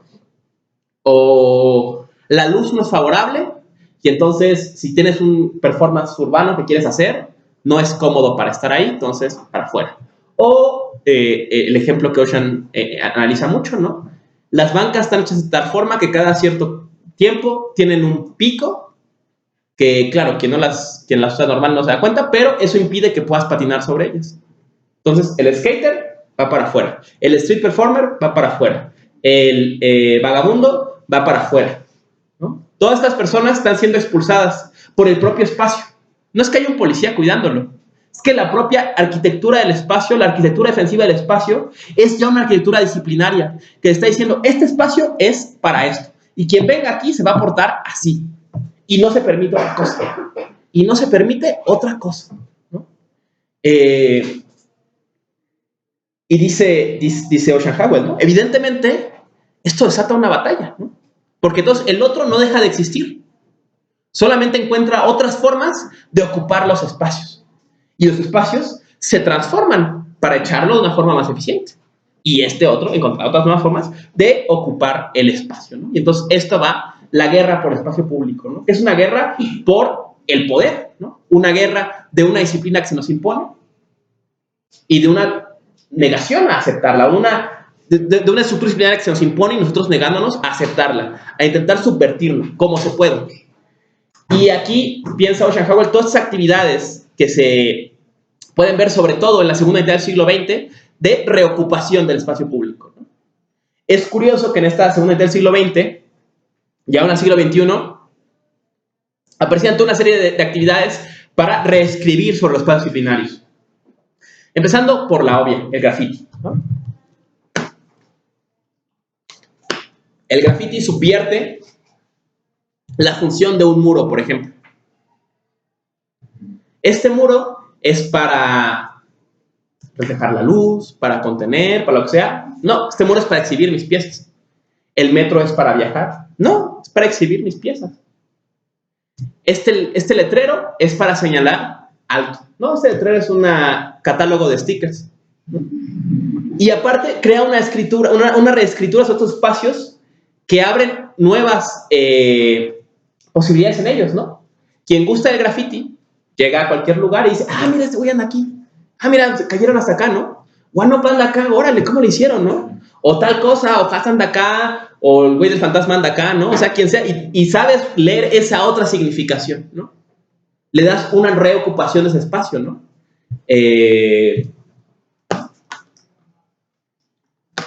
Y bueno, y en el graffiti habría que analizar también la subversión del espacio disciplinario que es el museo, ¿no? También el museo está hecho solo para que lo recorras, ¿no? Y está hecho para que no te acerques, ¿no? Mientras que tú puedes llegar siempre y hasta arrancar las stickers de alguien más si te gustan mucho, ¿no? O sea, o tomarles foto o lo que sea, ¿no? Entonces, se da esta batalla por espacio público, ¿no? Con gente contraatacando, ¿no? A ti te imponen un espacio público que a ti no te gusta, que tú no quieres ocupar de la forma en que te dicen, e intentas ocuparlo de otra, ¿no? Y dices, no, ahora el espacio es para esto, para el graffiti, por ejemplo, ¿no? Ahora está este camellón, este callejón más bien, es una galería, ¿no? Una galería de piezas, ¿no? Y ahora esa es su nueva función, ¿no? Estos espacios marginados, ¿no? Ahora tienen una nueva función, ¿no? Otra actividad, ¿no? Que va a realizar esta actividad de reocupación, ¿no? Va a ser el skate, ¿no? El skate es una actividad de reocupación del espacio público, ¿no? Decía, ¿no? El famosísimo artículo de Surfer Magazine sobre Dogtown, ¿no? Que dio nacimiento simbólico al skate, piensan muchos y con bastante razón, ¿no? Dice, el boom de la arquitectura de los años 50 accidentalmente creó un campo de diversiones suburbano para quien quería usarlo de forma distinta, o algo así, ¿no? O sea, los arquitectos hicieron cosas con un fin, ¿no? Hicieron paredes anguladas porque estéticamente eran bellas, o lo que sea, e hicieron bardas de mármol porque se veían muy bien y porque relucía el material, e hicieron barandales a cierta altura para que la gente bajara con comodidad, e hicieron albercas redondeadas porque eso se veía muy bien. Y entonces ya la gente dice, ah, eso yo lo quiero usar para otra cosa, ¿no? Y entonces subvierte, ¿no? Y transforma la ciudad en otra cosa. Y la reocupa, ¿no? Estas guerras son cotidianas en estos espacios, ¿no? O sea, se te pone un espacio y este espacio es para esto. Y ya dicen, no, yo lo quiero usar para otra cosa, lo quiero usar de otra forma. Porque el que hace esto, al final, una de las cosas que reconoce es que es un espacio impuesto, ¿no? Un debate que en el skate solemos tener mucho con la gente, sobre todo ya cuando somos viejos y ociosos, ¿no? Es que está dañando la banca. Señor, ¿usted quién le preguntó que esta banca se pusiera aquí? ¿Usted la usa? ¿Usted viene aquí y se sienta? No, pues no, pero es que es para que... Entonces, le estamos ocupando. Nadie nos preguntó si queríamos que construyera esto de esta forma. Me dijo, oye, ¿ahí te parece que el escenario del Parque México sea como es? No, llegó un político, lo aprobó, se impuso y ahí está. Nosotros no estamos de acuerdo en que se use así, lo usamos de otra forma, ¿no?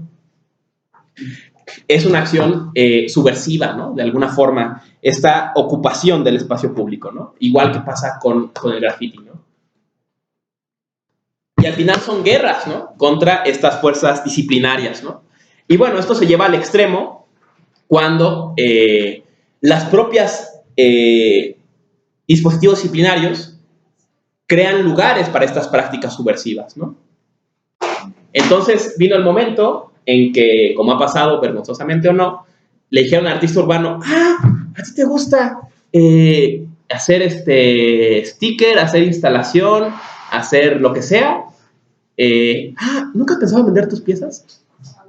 Entonces ahora tomó tus piezas y van a las instituciones disciplinarias viejas, a la galería privada para ser vendidas, al museo, al catálogo, ¿no? Y ahí está, perfecto, ¿no? Esas acciones que antes eran subversivas son reintroducidas, ¿no? Llevado al extremo, ¿no? De lo que ha hecho, por ejemplo, Comex en México, ¿no? Hacer campañas para que el graffiti se haga en espacios gubernamentales, ¿no? Por ejemplo, en todas las bombas de agua, ¿no? con agua, ¿no? Entonces, tu actividad subversiva ahora es una actividad de legitimación del gobierno, ¿no? Hubo hace unos años en Querétaro una batalla interesante por eso, ¿no? Hizo Comex una exhibición en el centro de grafitis en unas mamparas que puso, ¿no? Pues tienen unas mamparas y ahí está el grafiti exhibido, ¿no? Y hay una colectiva en Querétaro que se llama, bueno, tienen varios nombres según lo que hacen, ¿no? Pero creo que en esos se firman como días de unidad, ¿no? 2 días de unidad llegó y en la noche atacó uno de esos, ¿no? Y puso un stencil de días de unidad, ¿no? Y fue una bronca, decían los compas de días de unidad que fue un problema porque dicen como que estuvo muy en serio. Dijo, la guerra está declarada sobre todas las cómics, agradecer graffiti ilegal sobre todas las cómics, ¿no? Dijeron, no, espérate, ¿no? Y lo que hicieron en vez de eso fue, primero que nada, hacer un murales comunitarios, ¿no? Entonces ellos negociaron directamente con la gente y hacer graffiti, o sea, ellos fondeaban y contactaban a gente que hiciera graffiti sobre ellos, ¿no? Luego hicieron talleres en escuelas, entonces iban con las niñas, con los niños, les enseñaban a, bueno, hacer piezas básicas, ¿no? Y luego las instalaban en la calle y les ponían así un marco y les ponían una ficha técnica, ¿no? Entonces decían, ahí está, ¿no? Ya podemos hacer nuestros museos solos, ¿no? Y luego lo que hacían fue en playas, en árboles, ¿no? Entonces emplayaban entre árboles y ahí, ¿no? Tagueaban, ¿no? En las escuelas, y era como la actividad para llamar a la gente, ¿no? Se ponían frente a una escuela y hacían una pieza, una bomba o algo así frente a una escuela, pero como estaba emplayada, la policía no podía hacer nada. O sea, como era nada más en el plástico, decían, no, pues estamos pintando un plástico nuestro, ¿no? Está apoyado del árbol, pero... Y era lo que llamaba y decían, ¿te gusta esto? Mira, vente al taller y... Entonces fue un poco el trabajo de días de unidad, ¿no? En esta actividad de subversión contra la asimilación de estas lógicas subversivas en los espacios disciplinarios, ¿no? O sea, si el graffiti no está mal, nada más hazlo donde yo te diga. No, sí. Y otro ejemplo, ¿no? En el skate ha sido muy claro, ¿no? No, si patinar no está mal, nada más patina en este skatepark. Y patina así. Y compórtate así, ¿no? Yo estoy ahorita queriendo hacer un trabajo sobre... Hay un skatepark que pusieron hace unos años en el zoológico de los coyotes, en Coyoacán, ¿no? Ahí cerca del Hospital de la Marina, ¿no? Enfrente del Hospital de la Marina, ¿no? Y es muy interesante, ¿no? Porque ese parque era un parque dado a la perdición total, ¿no? O sea, mataban gente, vendían droga, todo, porque eso era en todos los parques, ¿no? Y el gobierno lo retomó y entonces puso en orden el zoológico y ahora está muy bonito, más o menos, ¿no? Y curiosamente, ¿no? El zoológico tiene una parte interior, ¿no? Pero alrededor de todo el parque hay hábitats, ¿no? De animales, ¿no? Hay uno de pájaros muy bonito, hay uno de coyotes, obviamente, ¿no? Y entre esos hábitats está el hábitat de los patinadores, ¿no? O sea, igual que está dispuesto el de los coyotes, de hecho, junto está el de los skaters, ¿no? Y curiosamente, ¿no? Bueno, ahí la placa dice el gobierno de la Ciudad de México, lo que sea, pone este espacio, pero es como la placa que describiera el fenotipo de estos animales que habitan este espacio, ¿no? Y es un espacio que empezó, como todos estos espacios, a enfrentarse, a chocar directamente con estas formas disciplinarias, ¿no? En el caso concreto de policías, ¿no? El skatepark está lleno, el skatepark está siempre rodeado de policías, ¿no? Y estos policías querían imponer, ¿no? De la forma más directa esta lógica disciplinaria, ¿no? No solamente esto es para patinar, sino, por ejemplo, guerras de baja intensidad que había ahí. Puedes patinar, pero los botes de basura tienen que quedarse afuera. Si quieres meter un bote de basura y brincarlo, eso ya no se vale, porque ya es parte del disciplinario público y no el skatepark. Y entonces es una guerra de todos los días, de que un güey mete el bote de basura, lo brinca, llega el tira, se lo lleva, llega otro mete el bote de basura, lo brinca y tienen años así, ¿no?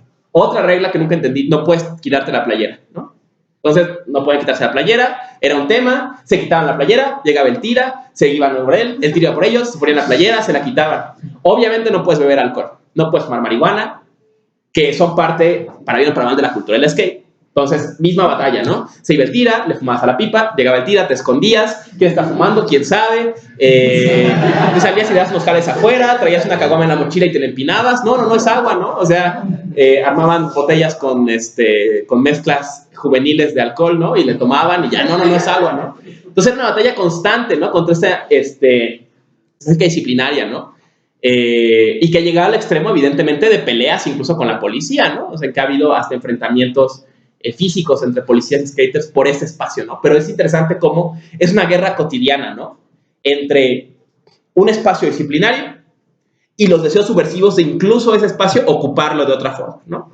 Decir, ok, tú me lo das, gobierno, yo lo acepto, pero no como tú quieres, ¿no? Yo quiero usarlo de otra forma. Yo quiero usarlo a la forma en que yo y estas culturas marginales a las que pertenezco empleamos los espacios, ¿no? O sea, son para patinar, para fumar marihuana, para beber, para hacerse tatuajes, para hablar de punk y cosas así, ¿no? Esa es nuestra cultura. ¿Por qué ustedes quieren que funcione de una forma distinta, ¿no? Y entonces da en esos espacios una guerra, ¿no? Un choque constante por espacio público, una lucha contra estas formas discretas de disciplina y estos intentos subversivos de responder a ella, y de esta disciplina de reimponerse, volviendo a intentar integrar a su propia lógica a estos espacios, ¿no? Aquí vemos la relación entre seguridad y disciplina, ¿no? Si el espacio no puede de plano impedir el skate, al menos va a intentar canalizarlo, ¿no? Ha habido ejemplos así. Otro ejemplo de esto en México es en Constituyentes, cerca del Metro Constituyentes, atrás del Papalote, había unos escalones. Los escalones fue un spot de skate arcaico, ¿no? O sea, no sé desde cuándo se patina ahí, hace mucho. Y bueno, era un punto de reunión y un espacio ocupado por los skaters, ¿no? Y donde se desenvolvía la cultura del skate, ¿no? O sea, ibas, te juntabas con gente, hablabas de tu cultura, bebías, lo que fuera, ¿no? Entonces lo que hizo el gobierno fue decir, ok, ya no puedo correrlos de aquí. Aparte, nadie quiere este espacio porque no sirve para nada, porque es un absurdo. O sea, era una fila de escalones. Una cosa que cualquier arquitecto pensaba que es una estupidez y que solamente estos inadaptados podrían pensar que es lo máximo, ¿no? Entonces, la banda lo ocupaba y entonces el gobierno, bueno, no los puedo correr, este espacio no sirve para nada. Ya sé, les voy a construir un skatepark aquí. Y ahora ya es un ítem para mí que hago espacios para la juventud y que aparte, por cierto, Marcelo Ebrard lo construyó, Mancera lo construyó y hace poco tumbaron su placa, ¿no? Entonces ya está vacío el espacio donde se ha puesto su placa ese güey. Y ya está, ¿no? Entonces, ese mismo espacio ya no puedo impedir que lo hagan, por lo menos háganlo como a mí me conviene, ¿no? Otro mismo ejemplo pasó en el Jardín del Arte, ¿no? Bueno, ahora que llama Jardín del Arte, ¿no? En el Parque de la Madre, ¿no? Un spot skate ancestral también, ¿no? Desde que yo tenía 15 años, ¿no? Al menos, tal vez antes. Perfecto, era un spot idóneo para patinar. Naturalmente, la arquitectura del lugar se prestaba muy bien, quién sabe por qué. La habían construido así, pero funcionaba perfecto y había sido ocupado hace mucho tiempo y durante muchas generaciones de skaters por la gente, ¿no? Hace un año decide el gobierno que, ya vienen aquí, no puedo impedir que lo ocupen, pues ya sé, voy a demoler todo lo que ustedes patinan, voy a ponerles un skatepark que pueden o no usar, efectivamente, ¿no? Y así está ese estado de cosas Jardín del Arte actualmente, ¿no? Claro, ahí hay una subsunción de esta acción subversiva de ocupar espacio público a una acción de seguridad, en que uno úsalo así, ¿no? Por lo menos, ya que ya vas a patinar aquí, bueno, patina bonito, ¿no? Y que el turista que viene aquí no vea un montón de vagos, ¿no? Sino vea a jóvenes atletas entrenándose para las Olimpiadas en esta instalación que les he puesto maravillosa, ¿no? Que por cierto, para los Panamericanos la clasificación fue justo en Consti, ¿no? Entonces no es tan broma, ¿no? ¿No? Entonces les dan ese espacio, ¿no? Pero esta comunidad dice, ok, va, te recibo tu espacio, no de buena gana, ¿no? Varios amigos míos no quisieron pararse ahí porque era una usurpación haberles robado ese espacio que habían construido tanto tiempo. Pero hoy vas al Jardín del Arte, está lleno de grafitis, ¿no? Cosa que el gobierno le choca en estos espacios, cuando estos espacios se recuperan, pero es parte de la cultura del skate, ¿no? La gente se junta ahí y otra vez, ¿no? Se repite esta cultura vuelve a ocupar esos espacios, ¿no? Y sigue en esta guerra constante por el espacio público, ¿no? Y no es a despecho como alguna gente, incluso Schopenhauer, parecen pensar, ¿no? Que cuando el gobierno crea estos espacios artificiales, somete o subsume por completo a estos sectores disidentes, sino que los sectores disidentes son capaces de decir, ok, te recibo tu espacio institucional y lo resignifico, lo vuelvo a ocupar, ¿no? Otro ejemplo maravilloso de esto, aunque es tierra de nadie, si alguien va, muy interesante, ¿no? Es en Metro Puebla, ¿no? En la esquina de la Ciudad Deportiva, hace muchos años ha habido un skatepark, durante muchos años. Uno de los más viejos, tal vez el más viejo que hay en la Ciudad de México, en pie, como estaba, o más cercano a como estaba desde los años 90 y tal vez, o al menos de inicios de los 2000 con certeza, ¿no? El MP, y bueno, el MP tiene la peculiaridad de que fue siempre tierra de nadie, ¿no? O sea, de piedra, de todo, ¿no? Tierra de nadie. Y bueno, pues quien creció ahí creció baleado por ese rollo, ¿no? Entonces, durante mucho tiempo estaba el mito de que o la idea de que iban a demoler el MP, ¿no? Que cuando se expandía la hermana Rodríguez se iba a comer al MP y que iba a ser un problema, ¿no? Nadie lo creyó o no lo creímos hasta que un buen día llegaron y cortaron una parte del MP, ¿no? Hoy las rampas siguen, pero todo lo demás, la explanada trasera fue ya consumida por la hermana Rodríguez. Pero entonces el gobierno dijo, no se preocupen, chicos.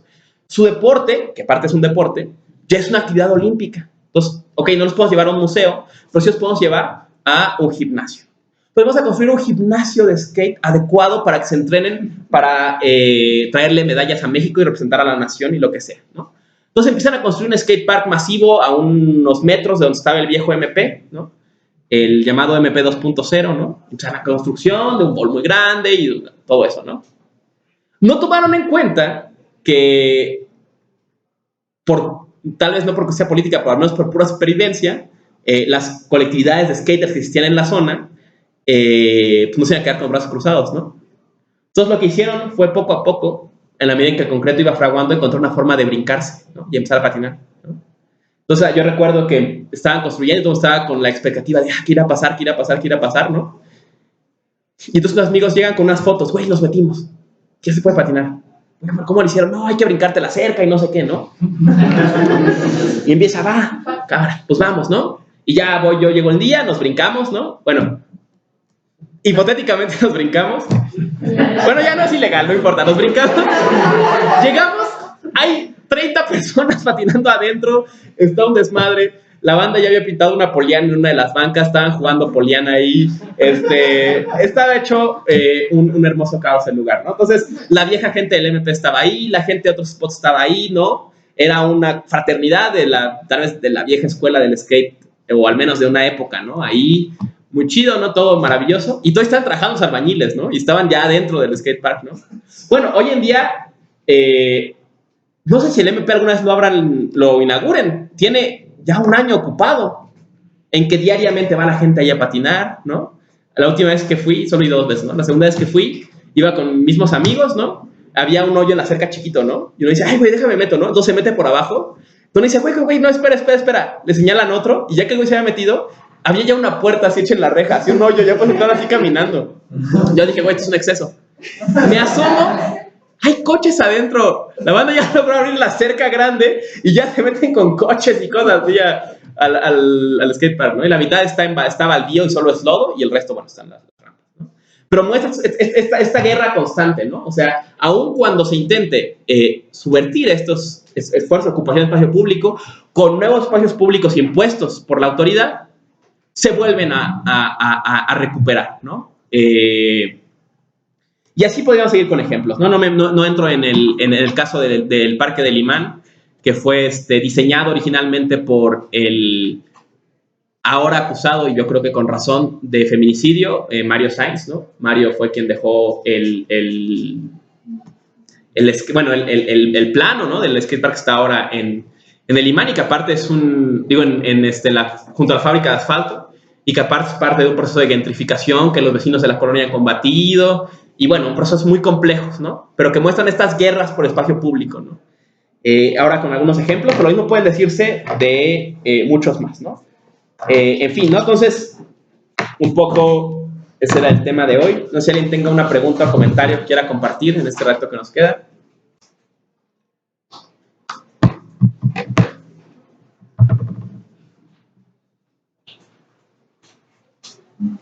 Esta reapropiación es posible en espacios públicos, pero también es posible en los espacios privados, ¿no? Como apropiarse del hogar.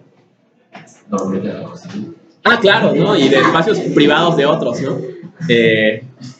Ahí valdría la pena, sería un tema interesante de un trabajo filosófico contemporáneo, ¿no? El significado de propiedad, ¿no? O sea, los filósofos han analizado desde la época de Locke, ¿no? La idea de propiedad, tal vez antes, ¿no? ¿Qué significa ser propietario de algo, ¿no?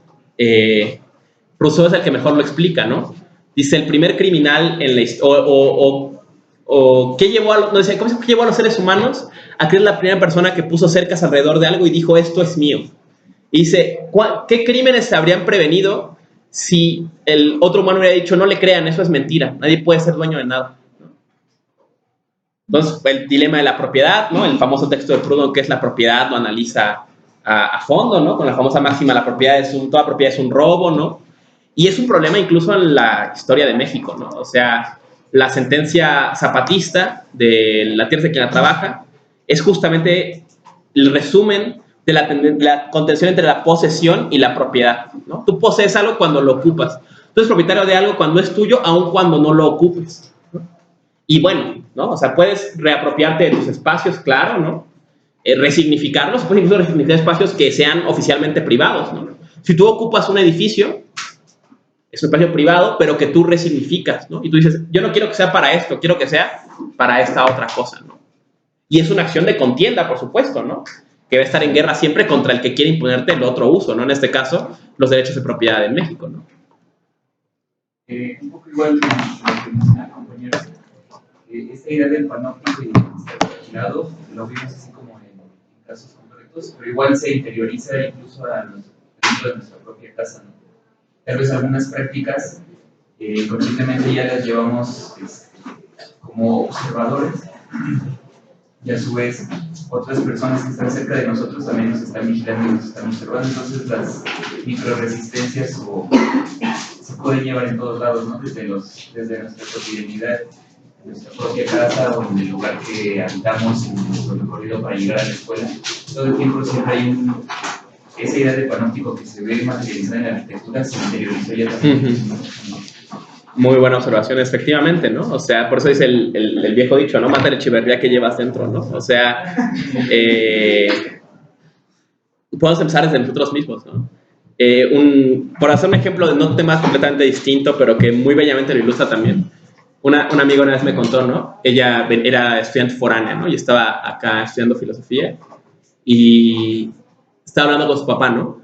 Y dice, no, hija, ¿y cómo estás? ¿Cómo te ha ido? Y dice, no, pues bien, ¿no? Y así va a la escuela. Y el jueves hice tal cosa, ¿no? Y dice, y el viernes vino tal chico y ya, se quedó aquí, se quedó conmigo y ya el sábado se fue y te fui contando. Mi papá le dice, a ver, espérate, ¿pero cómo? ¿Y esto se quedó contigo? Le dice, pues sí, papá, ¿no? Se que durmió conmigo sin ropa, ¿no? Pues ¿qué crees que pasó, no? Y le dice, no, hija, le empieza a reclamar, ¿no? Y le dice, a ver. Dice, si yo fuera tu hijo y te contara, no, y entonces fue juez, y el viernes vino esta chica y se quedó conmigo, ¿qué me dirías? No, pues ese es mi hijo. Y le dice, vamos, la próxima vez te voy a contar y voy a decir, no, pues esa es mi hija, ¿no? Campeona triunfando todos los viernes, ¿no? Entonces, justo ese esfuerzo de subvertir, ¿no? O sea, esa vigilancia empieza con nosotros, ¿no? Creo que el movimiento feminista ha puesto el dedo sobre esto, ¿no? La lucha contra el patriarcado empieza por la sororidad, ¿no? Cuando tú dejas señalar a otra por lo que hace, estás combatiendo esa lógica en ti. Estás combatiendo la forma en que se ejerce ese poder, ¿no? Desde ti. Cuando decirles que esta es puta, es que esta es no sé qué, es que esta se viste así, chin, ¿no? Se empieza a destruir este sistema, ¿no? Se empieza a destruir este sistema de ejercicio del poder sobre otro, ¿no? Cuando hay una manifestación y aunque alguien haga lo en lo que tú no estés de acuerdo, no le tomas foto y lo subes a redes y dices que esto no es una forma de protestar, subviertes esta lógica. Cuando tú ves que alguien roba del súper y no dices nada, subviertes esta lógica, ¿no? Yo tuve una experiencia y para dejar la cosa acá que ya es tarde, hace un par de días iba en el metro, ¿no? Se sube un vendedor de discos ciego, ¿no? Pero sube un policía en la otra parte del vagón, ¿no? Obviamente no se podía haber dado cuenta, ¿no? Empieza a vender y yo vi que el policía hizo cara de ya la hice, ¿no? Entonces yo me acerco y digo, oye, güey, hay un policía en el tren, ¿no? Se queda y decía, muchas gracias, y ya se queda callado, ¿no? Y sí, ¿no? Entonces, al hacer eso, ya subviertes esta lógica de disciplina. O sea, en el metro no se vende, ¿no? Si tú no los ayudas, no pueden impedir que vendan. Si tú no vas a delatar a quien lo hace, no pueden impedir que lo hagan, ¿no? Entonces, es esas formas de microresistencia cotidiana, ¿no? En que subvertimos esta lógica de la disciplina, ¿no? Si tú no le dices todo lo que te pasa en tu vida al Facebook y no etiquetas a tus amigos sin que te den permiso, subviertes la lógica de la vigilancia en las redes digitales, ¿no? Entonces, algunos ejemplos, ¿no? ¿Algo más rápido que alguien quiera decir? Compartir, lo que sea. Va, pues nos tendimos mucho el día de hoy. Próxima clase, seguimos otra vez con el temario. Lean, si pueden solo leer una cosa otra vez, lean Juicio y Ser de Hölderlin y el antiguo programa El idealismo alemán. En el texto que les subí, por alguna razón solamente está titulado ese como proyecto, pero en la nota clara, ¿no? Que es el que suele llamarse el más antiguo programa de idealismo alemán, está en Ensayos de Hölderlin. Y si pueden leer algo más, yo diría, ¿saben? Cambiando de opinión, lean en la primera lección, la primera conferencia de Doctrina de la Ciencia de 1805. Creo que se ilustra muy bien el proyecto de Fichte, ¿no? Y ya con eso tenemos para la clase que viene, que igual va a estar pesada, ¿no? Son los años salvajes de la filosofía, como decía Safransky, entonces pues las cosas se ponen más movidas, ¿no? Muchas gracias, que tengan buen día y adiós acá también.